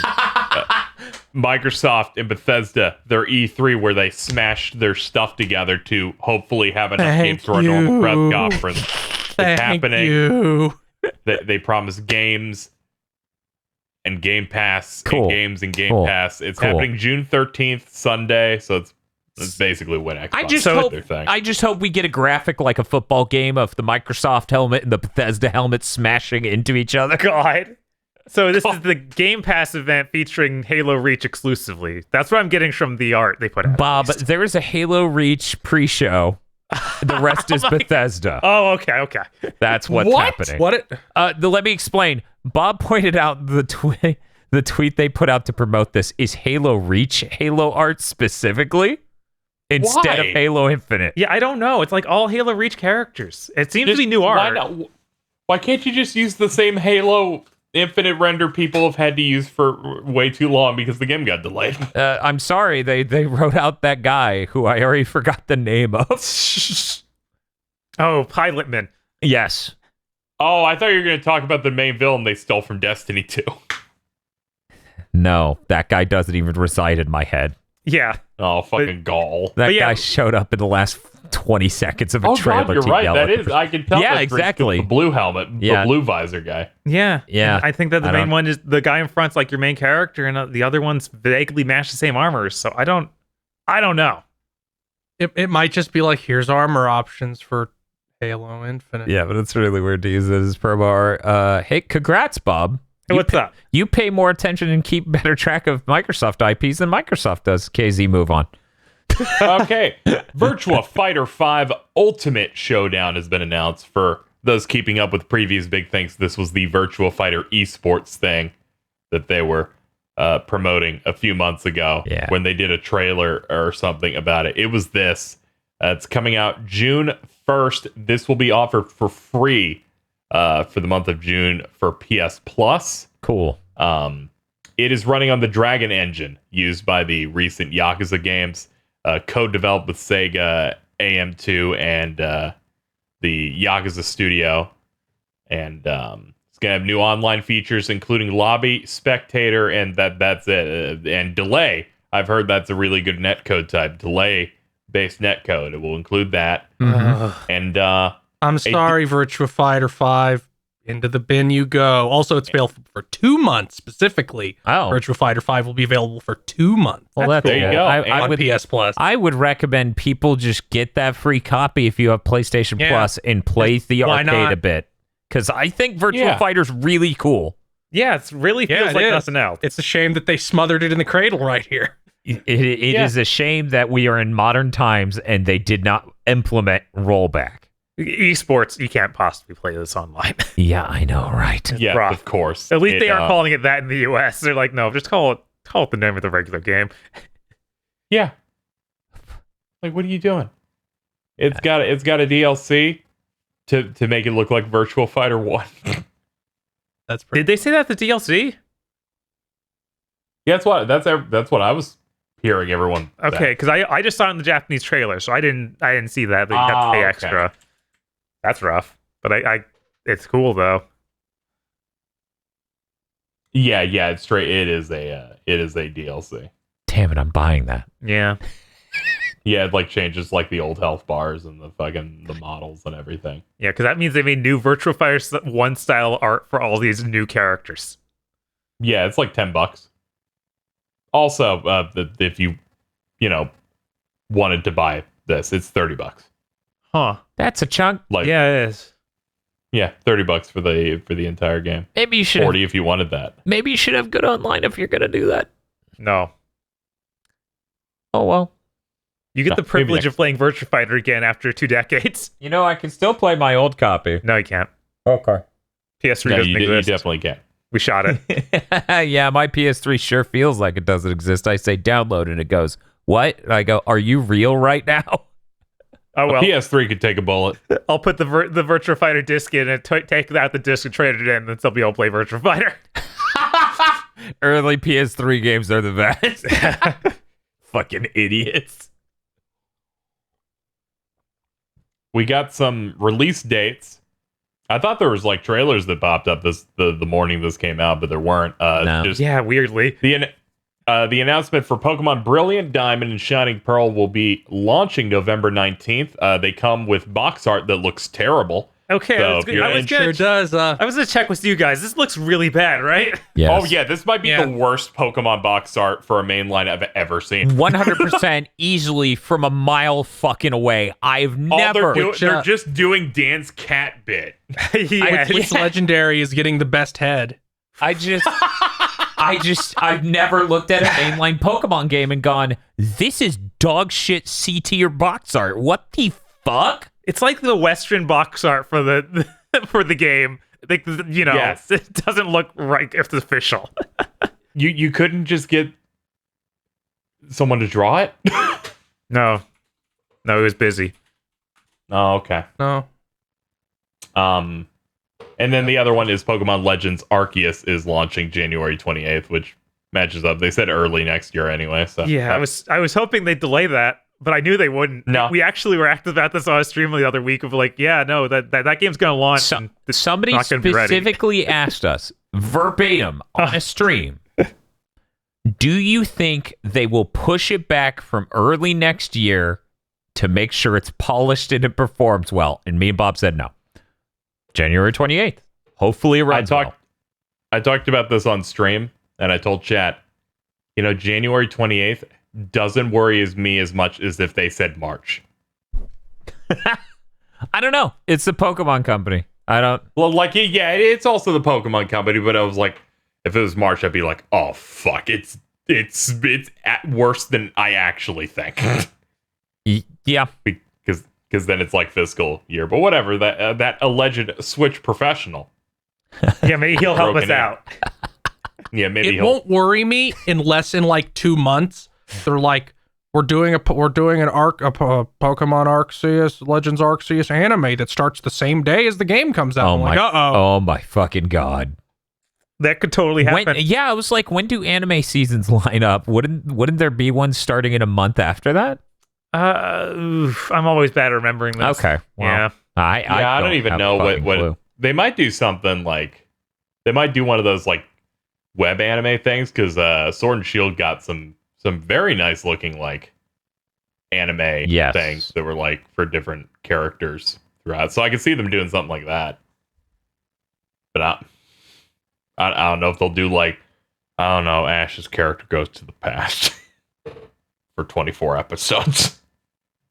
they've done stupider things. Yeah, I guess. Ash going to the past Have feels like it could be a movie, easy. So yeah. Yeah. Yeah, like Yeah. I watched most of those Pokemon movies. It's like, okay, so this guy has a Gundam. Oh yeah, I just meant for like the main show. Yeah, Like the it main feels show, more like a does movie something thing. I'm cracked like, at okay, the they do. purple thing. I could see it being like, here's our 6-episode miniseries. Yeah. Because didn't they do that for Sword and Shield? Didn't they have some kind of Pokemon Galar thing that was like not the normal Pokemon anime?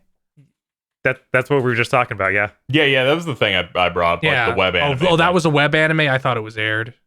Oh yeah, because they're like fucking 5 or 6 minutes long. It's very short. Oh, okay. Like the current Pokemon series has Ash and like a character named Go like going across every region and doing like a mix of stuff. At least that's what my understanding was when it was about to air. But we're moving on. Mm-hmm. I'm digging us out of this hole. Sonic's 30th anniversary announcement stream came in. It would be a shame if they were following up another anniversary stream that announced video game. But we're going to open with this one as if this came in first. Sounds To great. allow escalation. I love First up, right before this, Roger Craig Smith tweeted that he's Sonic again, and that nothing changed. He's like, yeah, Your support was great. I imagine because he trended, Sega went, okay, you can keep doing it. I guess that'd be a good idea. Maybe you don't have to people for no reason. Yeah, because they ditched everyone else but Eggman. So Yeah. it seemed like they were really trying to replace as many as they could, but they're like, no, people like this Sonic, which I'm like, he's all right. Yeah. Yeah. I've never once heard Roger Craig Smith as Sonic and gone, what a bad actor. Yeah. I like consistency as much as possible. It's why I kind of got thrown out of a lot of when Sonic games would come out. I'm like, they changed them again? Yeah, I mean, like anytime a side character popped up? I feel like it's not just them, but it is really especially them with the Sonic franchise and other things. Western localizations pathologically throw out voice actors over time in a really weird way. Yeah, I think a lot of people underestimate how much people get attached to that is the character. There's a specific set of internet people who definitely undersell that. I mean, I once had an argument with a Dragon Ball Z fan over whether or not people would flip their shit if they fired Schemmel as Goku. And for some reason, they couldn't see my side until way later when, Schemmel pulled some strings and got some shit done, apparently. I was like, yeah, no, you can't switch out who's Goku this many episodes into Super. No, Like that's insane. Can't fucking do that. It's the voice of Goku. And they're bad. Like with Sonic specifically, whenever it's like, okay, like when I played Forces, I'm like, wow, this Shadow is bad, and Quentin Flynn as Silver is also not Quentin Flynn. Quentin Flynn was Shadow, I think. No, Quentin Flynn was Silver. I'm pretty sure. Shadow. Oh yeah, he was Silver until this point. Was Kirk Thornton, Sykes from Kingdom Hearts? It's like, wow, these are not great. Yeah, it's like you keep switching people, and you're not even getting winners. And American voice acting in general is fucked up. Like what happened with Persona 4 Dancing All Night, where Ashley Birch is Risei, and Risei's normal voice actor's like, yeah, they asked me if I wanted to do something, and I told them I was busy. If they had told me I want to do Risei, I would have found time. The original one being Laura Bailey. Yeah, Laura Bailey's like, what the fuck? Tell me who you want me to do. Yeah, I mean, when they came to rewrite the terms and conditions for voice actors in the industry through SAG, they literally, that's one of the things where they were like, you have to tell us what we're recording for. Mm-hmm. You can't just not tell us. It's like, of course, I love this character. I've been them like 6 times. Did you know that the fact that dubs have gotten better over the past like 15 years is because voice actors now get to know the character they're voicing and see like the context of the lines they're delivering and voice have a director who helps it all. Right. I was going to say, and voice directing has come a long fucking way. Yeah. I value consistency like above all else. I was shocked playing Nocturne that your fusion guy's the same dude from 4. Oh, that's cool. I'm like, oh, it's fucking David Lodge again. Kenpachi in Bleach. I was like, oh, this that makes sense. He has like 2 lines in SMT4. He just has the "Welcome to the Cathedral of Shadows," and they still brought him back, and I thought that was dope. But it's good that they're keeping Roger Craig Smith. Last point of reference, because I'm never going to get to talk about this in anything else ever. Sure. Them recasting Solid Snake was absolutely a blow to me. And in Japan, he's been the same guy the whole fucking time. Yeah, that's the most insane one. Yeah, what the fuck? That was easily the worst it's ever been. Obviously, that's Kojima's brain spiders. You don't end up with Kiefer Sutherland because you did an audition for the best Snake. You end up with that guy because you like Kiefer Sutherland. Yeah. Because you binged 24. Yeah. Maybe MGS5 wouldn't feel so fucking soulless and empty if they hadn't had a big Hollywood actor that had a higher rate. Yeah. Maybe somebody could have talked in that game. Yeah, and that would really help. And then on top of that, it would help me feel less awkward, right?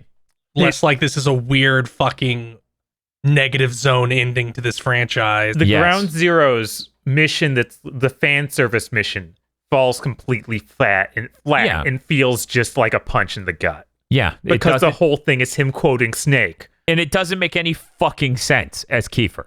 Yeah.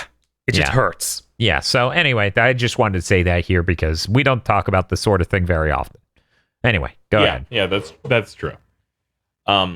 They showed various collabs that feature Sonic, like a Sonic costume in an Olympic related game. Sonic and Sonic and Tails in like human shaped bodies. It almost felt like in 2 Point Hospital. Yeah. I don't know. I saw Tails with really long legs and it scared the hell out of me. Those are just costumes, KZ. It's fine. Oh, I will trust you on that, and that's just not how they live. Okay, I just wanted to Bob. point out, Yes. was I the only one where they were like in 2 Point Hospital, and then I saw the Sonic on screen and I go, Sonic's a disease, got it. Yes. You have to come in to get your Sonic solved. Yeah, you run too fast. You gotta go get the Sonic extraction agents. Oh no, you I'm turned pretty into sure a in my Sonic. stream I just yelled Sonic has cancer. I was like, they're just gonna add a disease that turns you into Sonic, and you need the new D-Sonic machine, which is like a tongue depressor. God.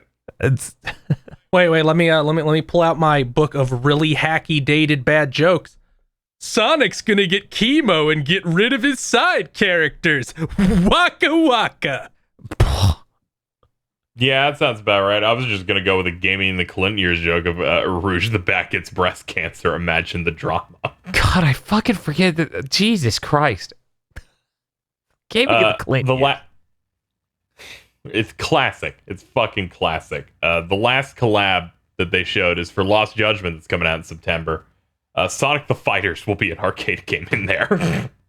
Sega. Continuing the bizarre trend of the best version of things being inside Yakuza games, like Fantasy Zone and Outrun and Super Hang On and Space Harrier. Why are they like And- this? Yeah, it's like A version of Puyo Puyo. those are cool. Being there. Just release them separately too. What is wrong with your just head? release them for like $20. Yeah. $20 on.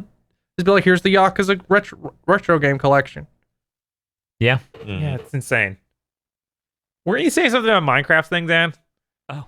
Yeah, for like 5 frames, they showed Minecraft. They're like, we have other collaborations to announce in the future. And then they cut away, and I'm like, they fucking show Minecraft for 5 seconds. What the fuck was that? And I was like, I feel like I'm going insane because I'm the only one thinking about this still after this Sonic thing Honestly, ends. yeah. And one of my favorite, like, I follow a Smash Brothers hacker. One of the first things this modder said on fucking Twitter was, what the fuck? They didn't say anything else about that Minecraft collab. And I was like, okay, good. It's not just me.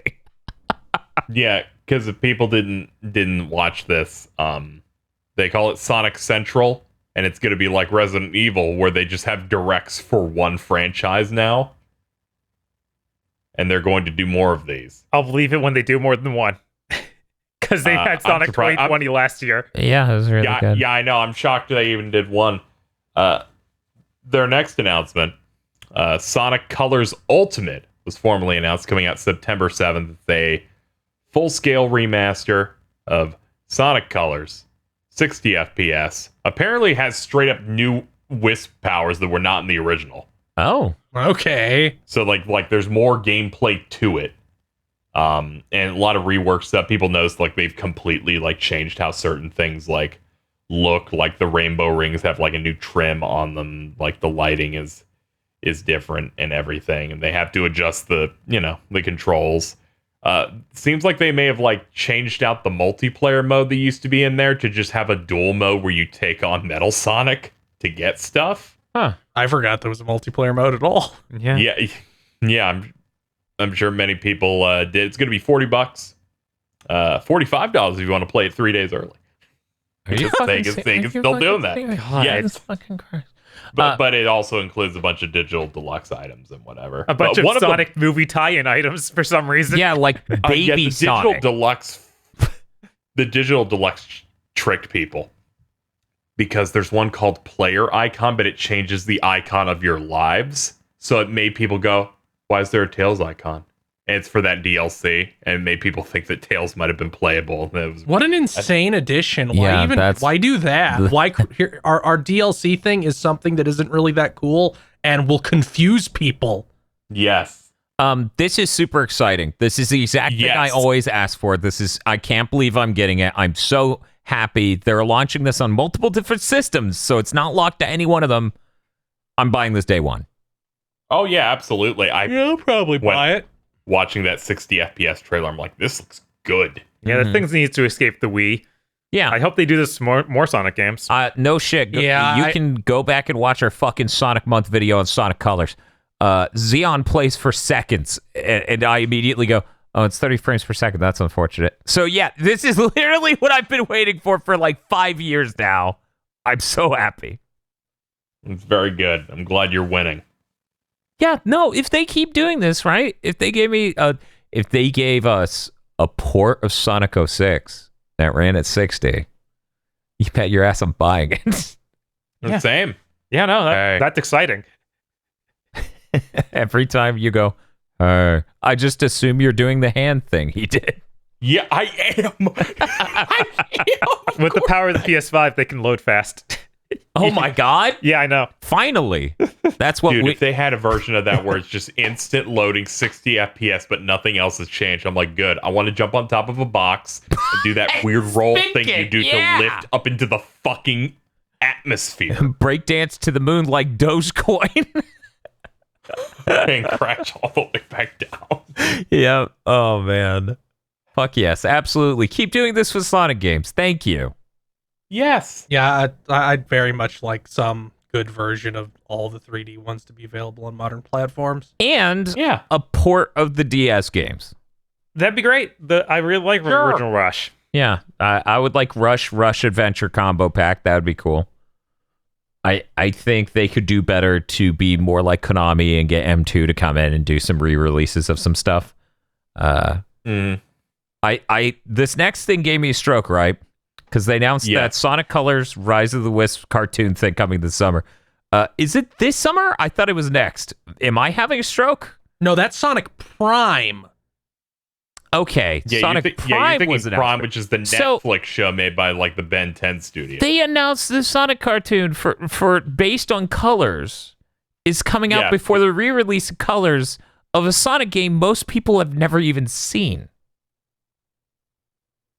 But has a lot of fan hype. It has a lot of fan hype, sure. And I'm just sitting here and I'm like, wouldn't you want it to come out?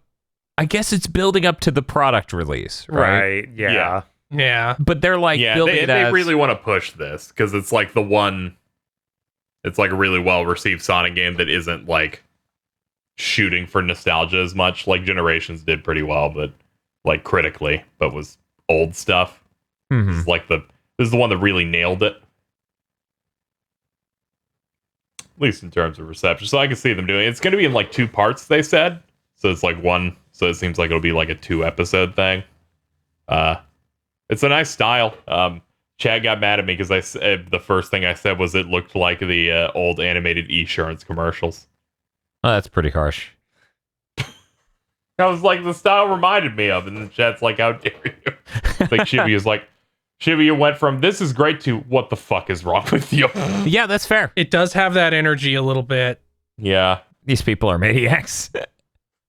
Okay. Well, they announced Sonic Origins. It's a collection of Sonic games, 1, 2, CD, 3, and Knuckles. Despite the fact that 3 and Knuckles was in 4x3, they assure you shit's just coming in hot. That will also be widescreen. Yeah, it looks like they took footage Good. from the Christian Whitehead mobile ports of 1, 2, and CD. So those were 16:9, and then 3 Knuckles, they're like, plug in the fucking Genesis. Clearly, they're nowhere near done, and they just like, we need to announce it. Fucking just grab YouTube clips. I'm just fucking glad 3 exists again. I was shocked. I was like, wow, really? Bob, this may be the first time they've ported 3 in 13 years. Whoa. I did not realize it got to that extent. It's so fucking What if rough it just out has here. different music? That is What if they just- entirely possible. It's to that degree that every single time people talk about it, it's like, they're not going to bring 3.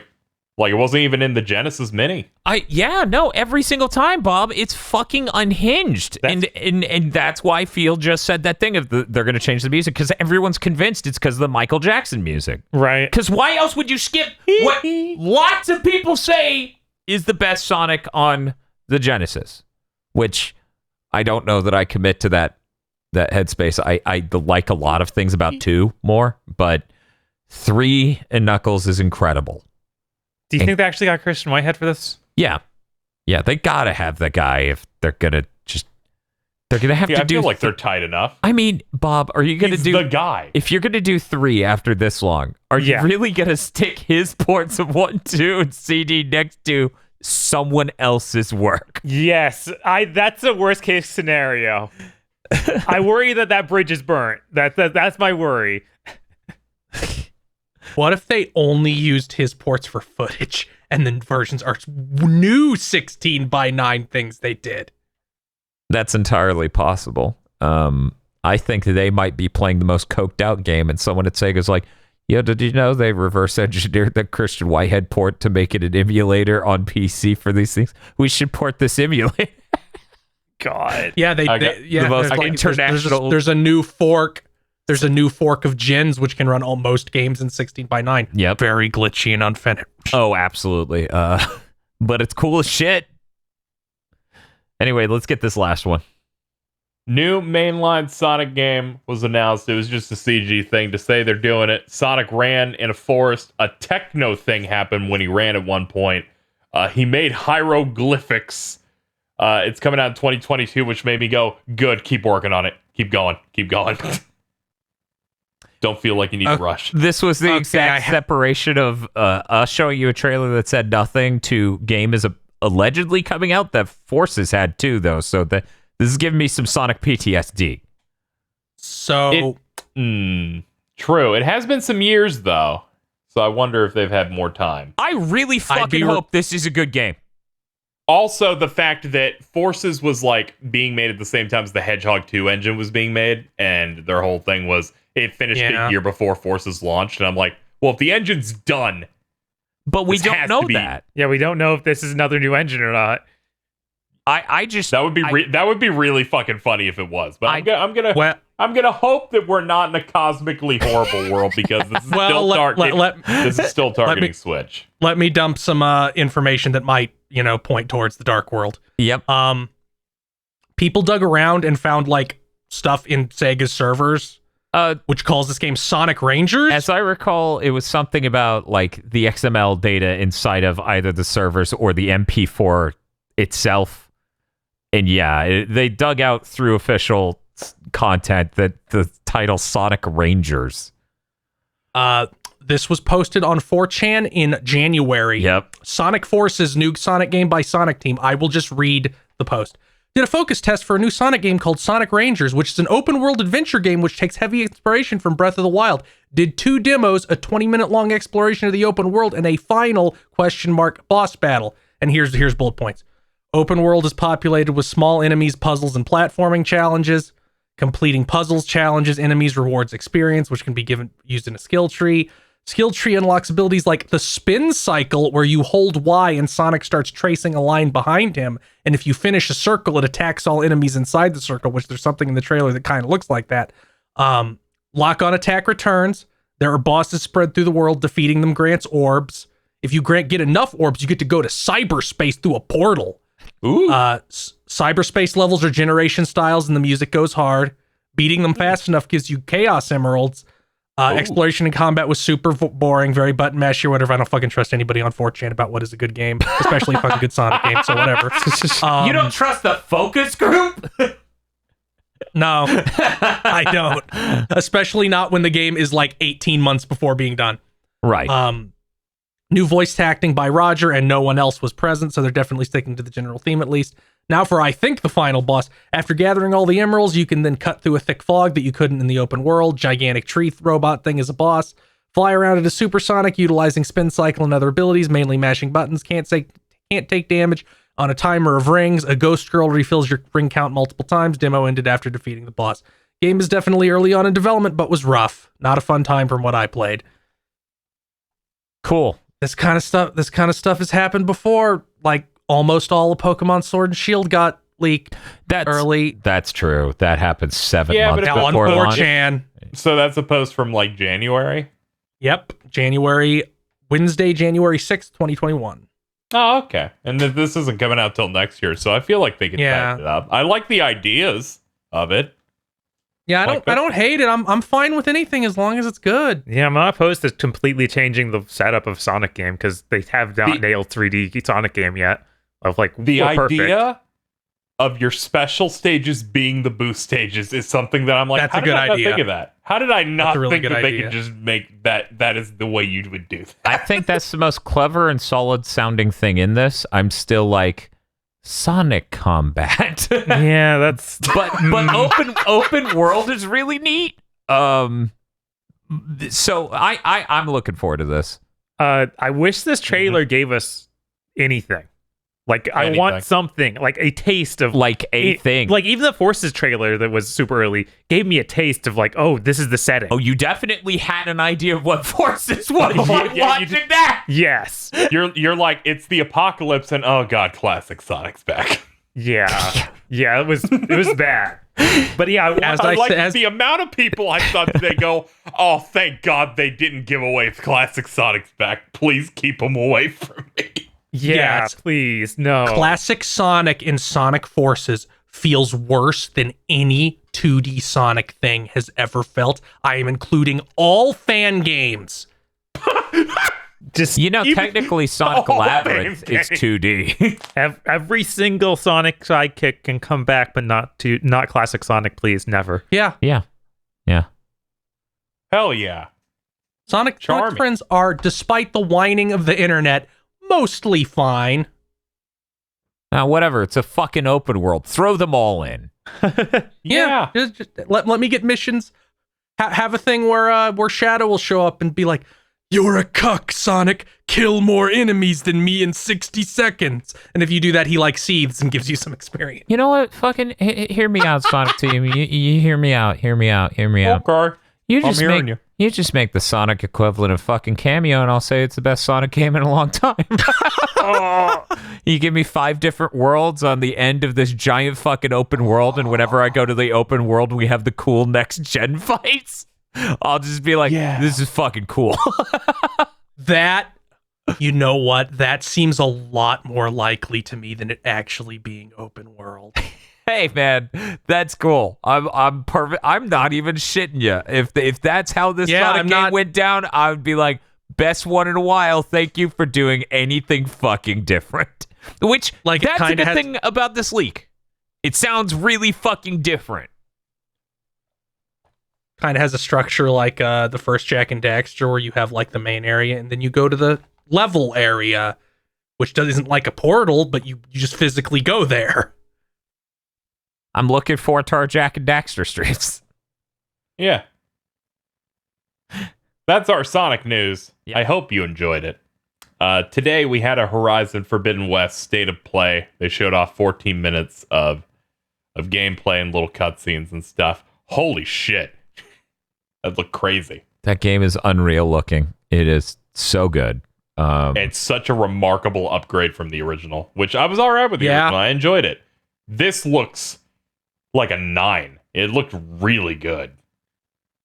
I saw a bunch of things in that trailer and I'm like, that looks really good. I don't remember the original being this good. This seems like I may be playing the part of a fool right now, but this hook shot and the way this platforming looks and the dodge rolls and shit and the melee combo shit, this looks a lot better than the original. I'm not crazy, right? Got elephants. I fucking Got a glider. You got that glider. That's important. So yeah, no, that's promising. Give me a 60 frames per second mode on the first one. I'm gonna have to death stream it before this game comes out. Please, I'm begging you. Okay. Yeah, I'm going to be hopeful for a 60 frame per second on the new game too, but we'll see. God, I hope so. Yeah, because I'm fine with that game. Looks absolutely insane. I'm fine Yes. if it looks a little worse than that. That's No, Bob, we hold the line. like that is not the way I need video games to look. Honestly, I need thousands of polygons and the weird nylon straps on her arm. Yeah, I'll take a hit if you just give me like you can have a fidelity mode. I just like a performance mode, sir. No, only fidelity. Okay. Give me a performance mode. Fucking Bioshock 1 had one. No, we need 12 million polygons in this fucking element. Did it? That's the first time I learned about frame rate. Was fucking Bioshock 1 on 360. There's a mode that's literally unlock frame rate. Huh. Oh yeah, you can disable the VSync. Yeah. Yeah. Yeah, that's what they just called it, unlock frame rate. I'm like, whoa, I turn faster, it feels like. This is cool. And that's when he got frame rate pilled. Yeah. I'm imagining they do the version where it can go to 60 and it just has some like Unreal 2 looking graphics For this? for Bioshock 1. Okay, well, I mean, Bioshock 1 is Unreal 2. No, the game Unreal 2. Oh.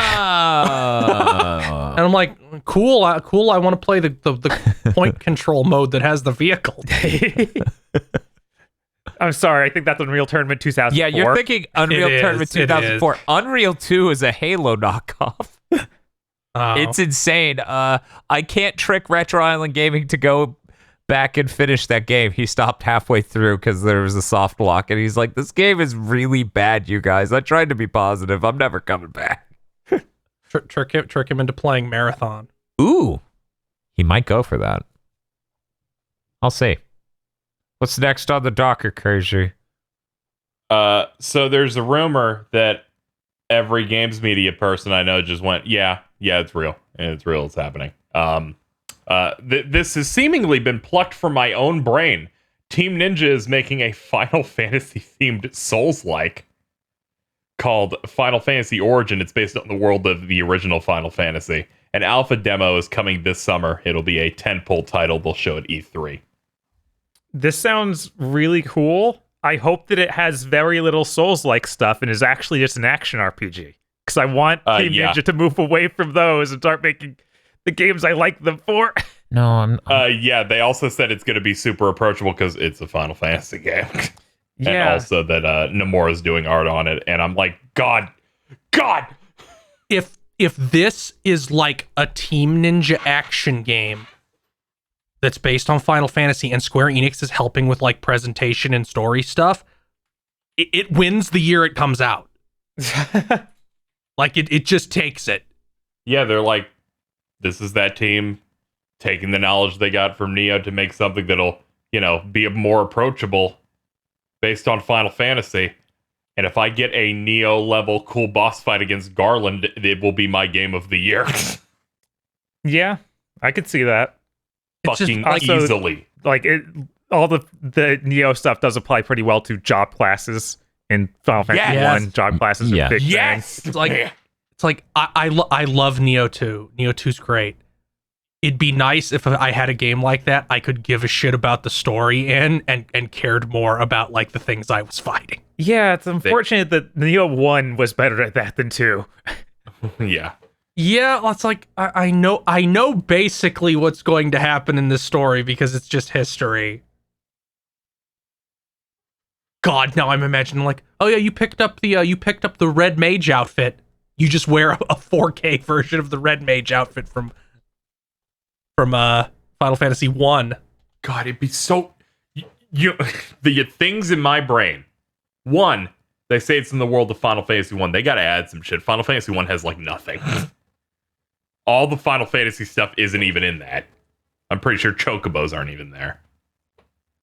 Yeah, I don't think so. Yeah, I don't think They need to add yet. stuff. I need to play as a Dragoon. If you let me jump. This will Yeah, be I the feel best. like they when they say that, they mean more the world setting, not the like the classes. I imagine would come over. Yeah, like the locations. Like they will be, already like, have spears working. Oh yeah, with a lot they'll of jumping they'll in them. just do- Strangely, I wouldn't be shocked if they're just like, yeah, it's like a Souls version of FF1. Get the 4 crystals, fight those 4 big bosses, go to the witch's cave or whatever. I'm super pumped about this. This is like one of those fan fiction games where I'm like, this would be a great idea. yeah, What do you mean it's real? yeah. The only negative here for me is like let them do their own thing, please. but this is going to be great. So whatever. Meanwhile, I'm like, Team Ninja, Final Fantasy, Dissidia, that's good? No, Souls game. Go away, Daniel. And I'm like, okay. Yeah, that's fine. It's okay. While me, If Casey, and anyone Bob are is just allowed to do DMC it. troll dancing. Yeah, basically. It's fine. It's This is the best team, Dan. All right, this is the good one. This is not like this isn't the Surge. This isn't Demon Souls. Look, I get it. I get it. Okay, I get it. What if it has all the characters from throughout Final Fantasy like Dissidia? What if you just have to play as them? Then I'll do the same thing I did with Demon Souls, where I go, wow, look at all this really cool art in this aggravating nightmare realm that's like Hellraiser to me. Yeah, okay. Don't worry, Neo 2's not. Neo 2's like an actual video. Yeah, I know. Neo 2 isn't a PS3 game. I wish Neo 1 was like a lot more solid frame rate wise and other things, because man, I probably would have gotten in there if it was more like Neo 2, because damn, Neo 2's solid. Yeah. Yeah, that would be really Also- crazy if they made that remaster just go insane and be like, it has every mechanic from 2. Oh shit! That I would actually be so good. maybe I should try that remaster. Is the remaster 120 frames per second on both or just 2?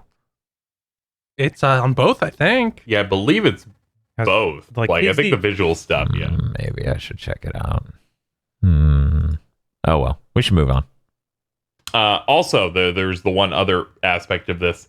Man, Square doesn't give a shit about Xbox. That's a PS5 exclusive. That Yeah. PC. Oh yeah, I Yeah, With forgot that Final about that. Fantasy Origins. Was When nothing- Neo isn't on Xbox, is it? No.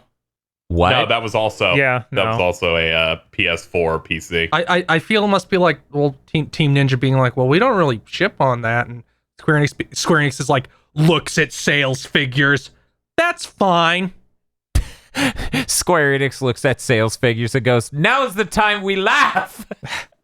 Yeah, Yeah, I saw a lot of funny discourse about this, where it's just this Final Fantasy 16, Final Fantasy 7 Intergrade, fucking 14, fucking every Square thing's just Don't forget about PS5 For only. Honor. People are like this, and they're like, I thought we were supposed to hate this because Xbox has Bethesda, and that's bad. And I was like, please get away from. There's a right world now. of difference Yeah. between a giant corporation bought a multi-platform dev and, historically fucking speaking, if you like JRPGs, you have your head up your ass if you only own an Xbox.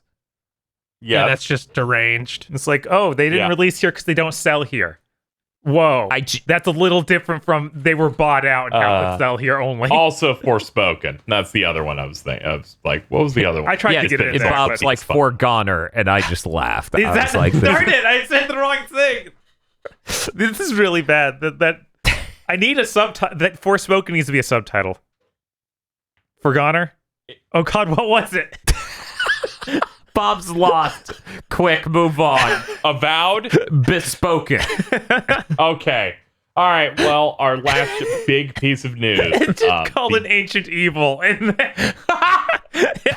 It awakened. yes. You know what fucking awoken, Bob? The Dragon Quest 35th anniversary stream. Hell yeah, it did. Unlike the Sonic one, it had a lot of video games in it. Yeah, they We just have. Yujihiro gets out there in his weird set that looks like a living room. Yeah, I was Yes. like, this is a Comedy Central TV show set. What am I watching? Yes, this was Where's Eric This Andre? Right? deranged. They showed off Dragon Quest Keshi Keshi mobile puzzle game.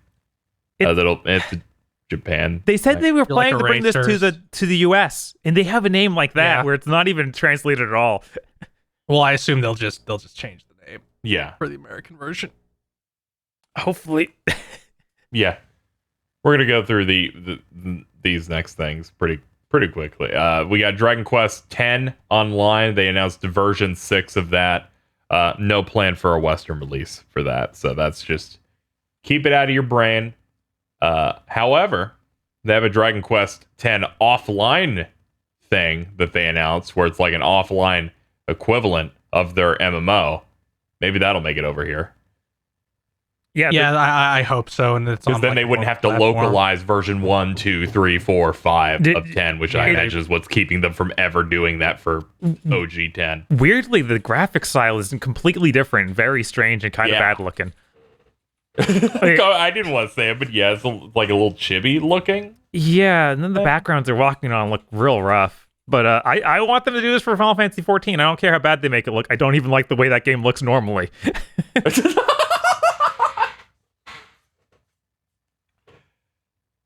We got a big one here. I yelped when I realized what the fuck I was looking at. Dragon Quest III Remake by the HD 2D studio.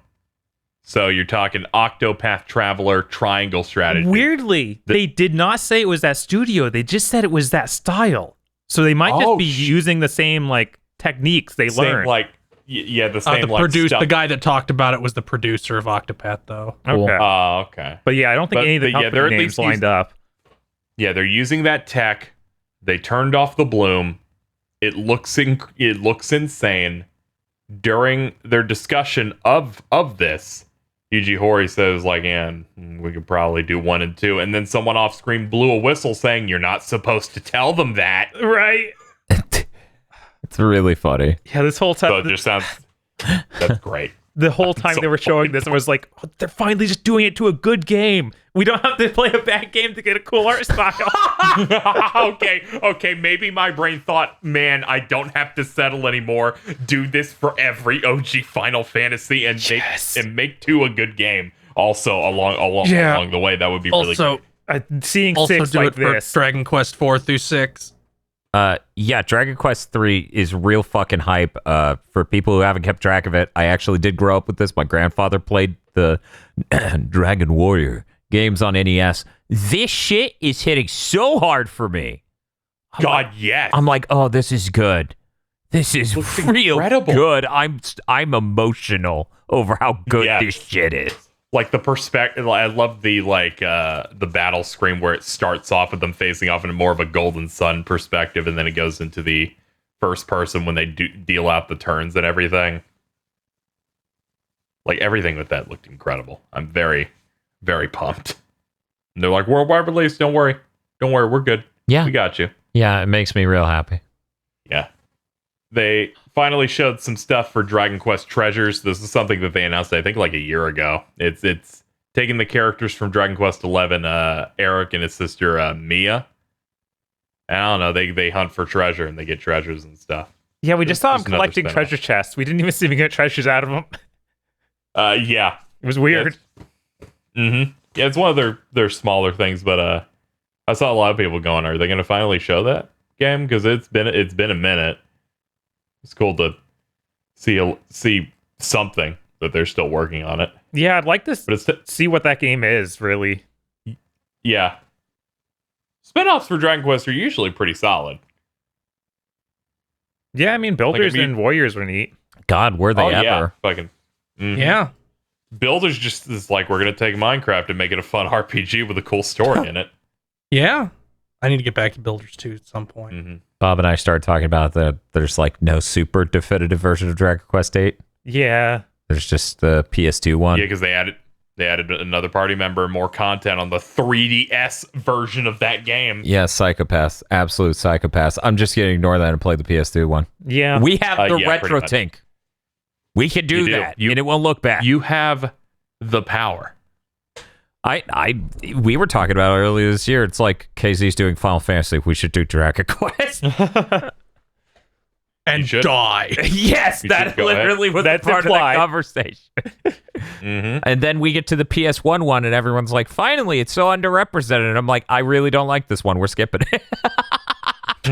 Time to die. Oh. Meanwhile, KZ will play fucking Mystic Quest. Yeah, we just do the SNES ones, Bob. We do NES, SNES, jump to PS2.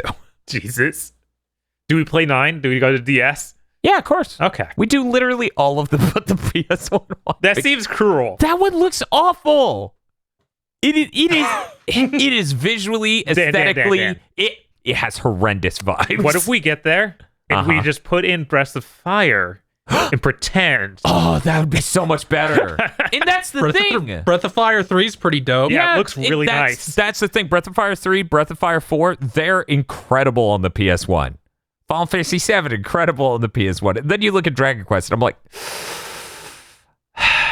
So you wanna know why I never beat Breath of Fire 3? Why'd you never beat it? So late in the game, one of your party members has a one-on-one boss fight with his Virgil. Okay.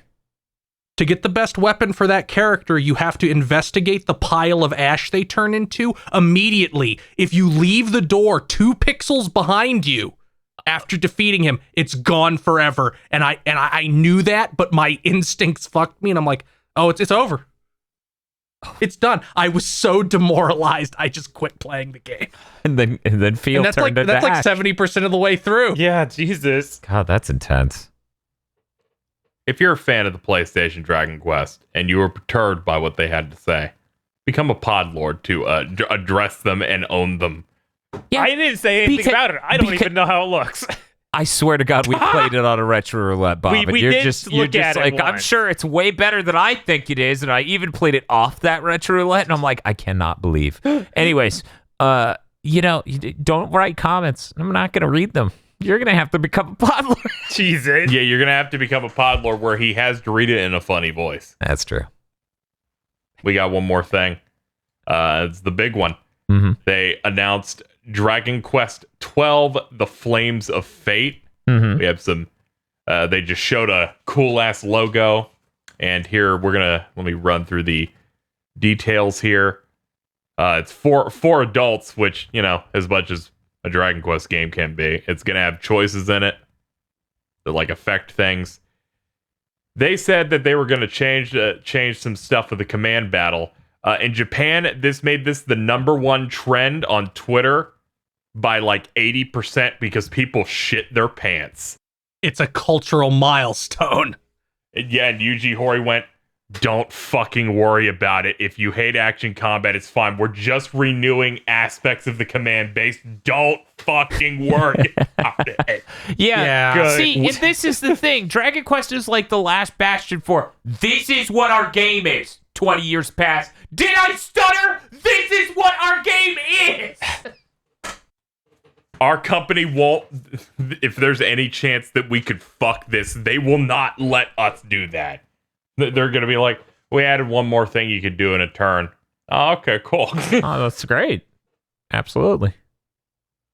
It's like when there's one thing that I don't expect to suddenly become some weird hybrid action game for mainline, it's fucking Dragon Quest. Yeah. I feel like the most this could be is like we're changing the way targeting works because it's a little weird now that it's a 3D game instead of first person perspective for fights. Mm-hmm. So it's like now we have like actual there's like positioning involved. I don't know. But, you start getting into a 13 tier, and it's look. 13 gave me fucking. But then also, PTSD. they clearly haven't really gotten too far into it at all, aside from the fact that they're done writing it.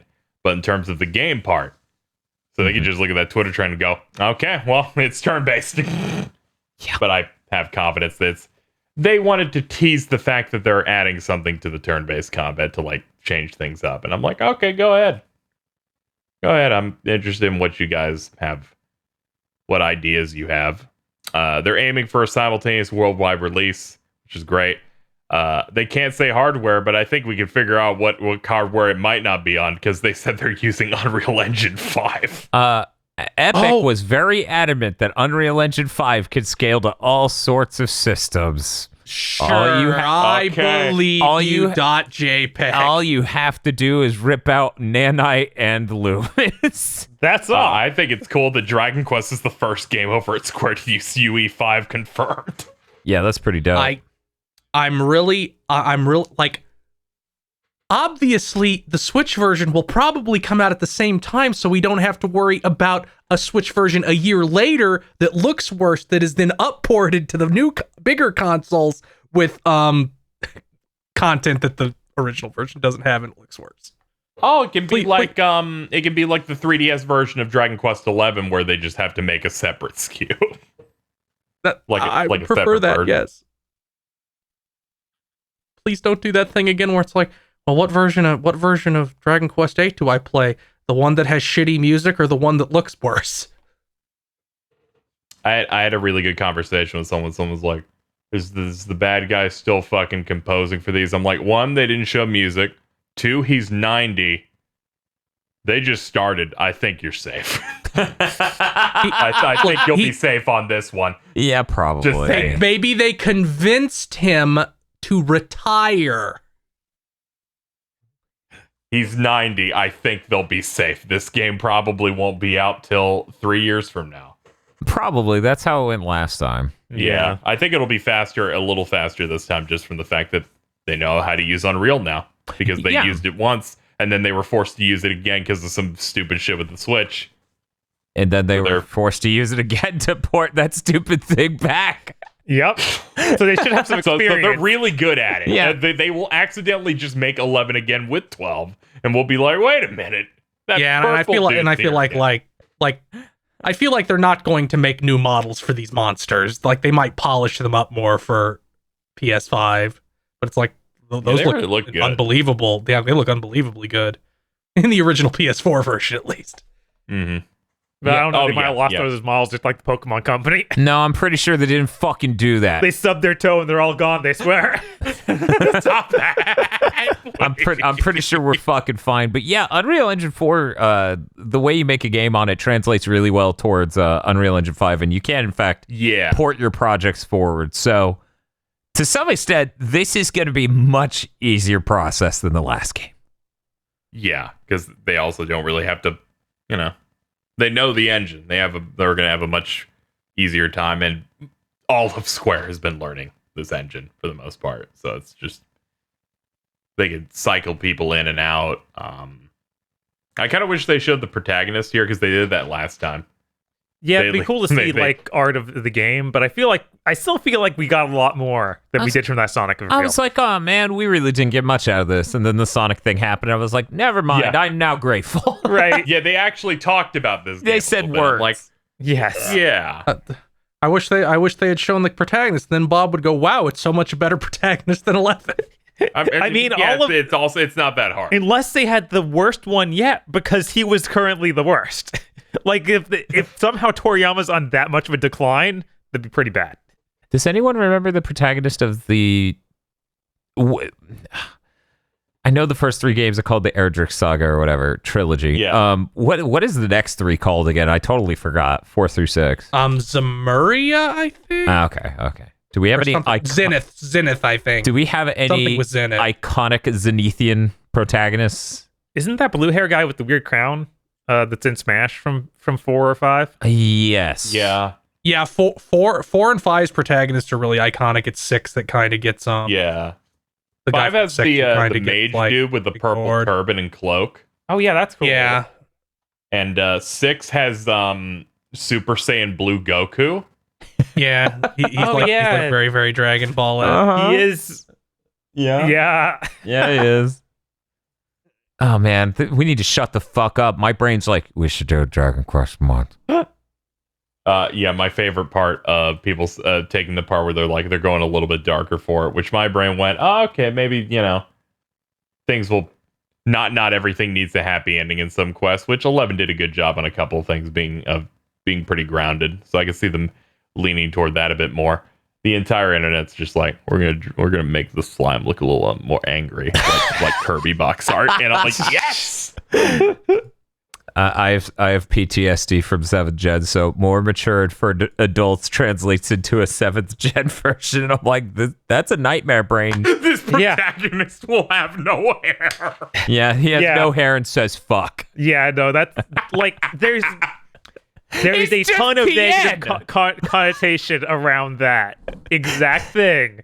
So it's always worrying, but I want to believe these guys. So I won't be scared. Yeah, Dragon Quest is the most known quantity I believe there is.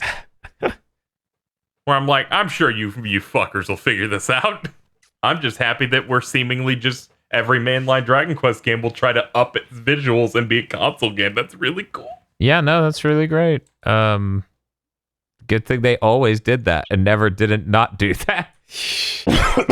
He definitely did. I'm so upset. Make an MMO and a weird DS game. Yeah. Yep. Yeah, we had some weird years. So that's what 7th Gen will do to any company. That's what it did Yeah. to almost every Japanese company. Yeah. This is what 7th Gen does to a motherfucker man with a buzz cut. So I like the detail at the end of this presentation. Is like, just to be confirm everything here, not all of these games going to release at once. There's going to release in succession. That made me laugh my ass off. I was like, who in their right mind sees this many announcements and go, this is all the same day, right? Yes. Look, I can only get 1 day off from my job. I work in Japan. I need to know which one it is right now. Considering there's a rumor that Square Enix has to like, and this has never been confirmed, Square Enix has to go to the Japanese government and be like, can we release on this day? Yes. I could see them being like, well, they said we have to release all these on the same day to have the least possible effect on the economy.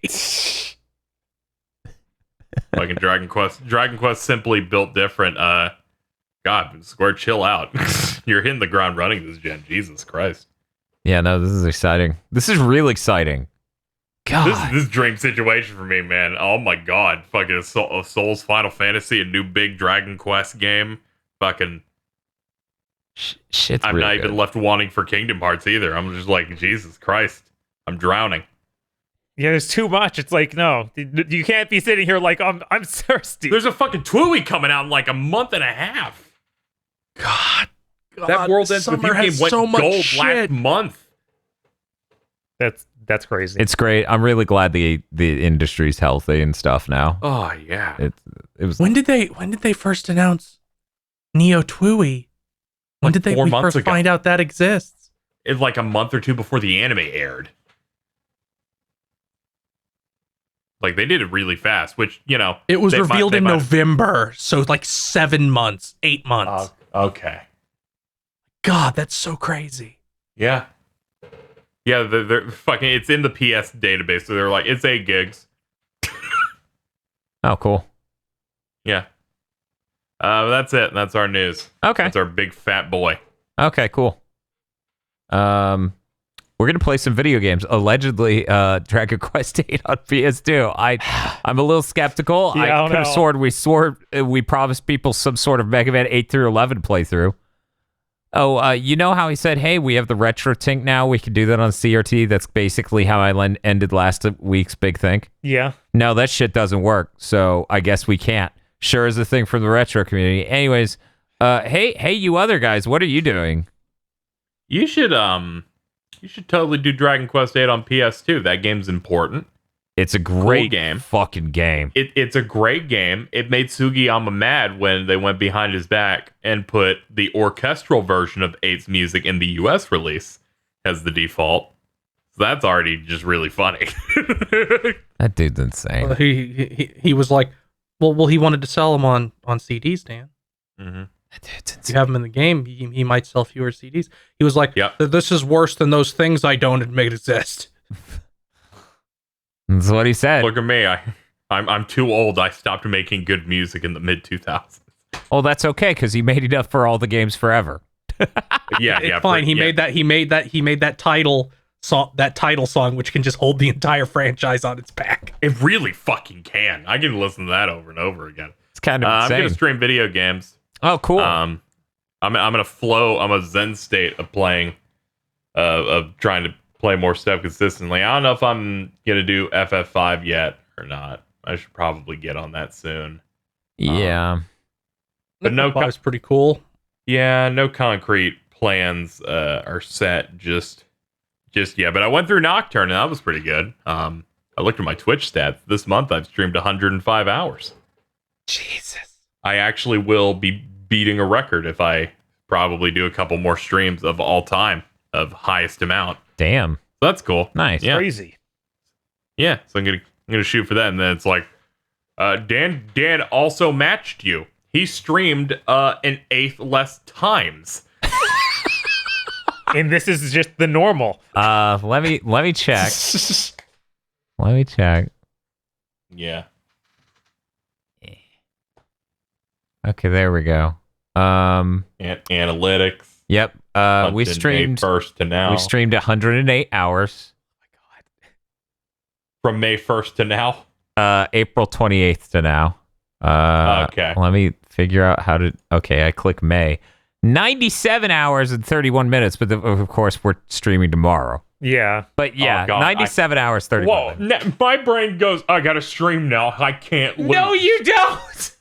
I'm literally like that because right now I'm 104 hours and 52 minutes. Yeah, you got the head start. You don't Okay. need. We won't catch up to that, KZ. That won't happen. Yeah, there's no way we're doing KZ? that No, tomorrow. you'll totally do it. You'll totally do it once you're like, I'm gonna beat all of Dragon Quest 8. KZ, Bob and Dan have the advantage of being able to stop and eat and stuff while one other person continues to play. It's not a fair fight. It's real hard. Yeah, no, this shit's ridiculous. I don't know how Rig fucking does it. Retro Island Gaming, that motherfucker streams 10 hours all the time. And I'm like, you're one guy. He's got those energy drinks. He's powerful. But they're not even energy drinks. He's got like whey protein powder in it and fucking kombucha and all this other shit. And I'm like, so you're drinking acid and doing this? How the fuck? Danny's lying. It's drugs. Oh, well, Yeah, then it makes perfect It's sense. just Coke. It's just fucking lean and like steroids. Yeah, it's just fucking, it's just roided up playing DOS games. Yeah, the chat doesn't make those noises. You got buttons to make those noises. He literally looks like fucking the Giga Chad, but at a keyboard. I was I went to Duke Nukem. He's just like, I'm gonna piss in the toilet. Oh my god. Duke Nukem voice. Hey Phil, what are you doing? The day this comes out, I'll be starting Mass Effect 3. Mass Effect 3 is the final era in sci-fi that Mass Effect covers. Mass Effect 1 covering, slower burn shows like TNG and Babylon 5. Mass Effect 2 covering stuff, like the quirky, quippy, like cast of character stuff like Firefly and Cowboy Bebop. And Mass Effect 3 covers giant blockbusters nobody likes. Cool, great. I'm really glad that's represented. I was worried it wouldn't be represented enough. Mass Effect 3 is the most disappointing thing since my son. Oh no. Or this episode of Big Think. Thank you for listening to this episode of the Big Think Dimension. If you would like to support the GB Podcast Network, head on over to patreon.com/GB Podcast so that way you can get exclusive behind the scenes on stuff, other content. There's a lot of content. It's basically non-ending avalanche of content. So head on over there, become a $5 backer or a Podlord today.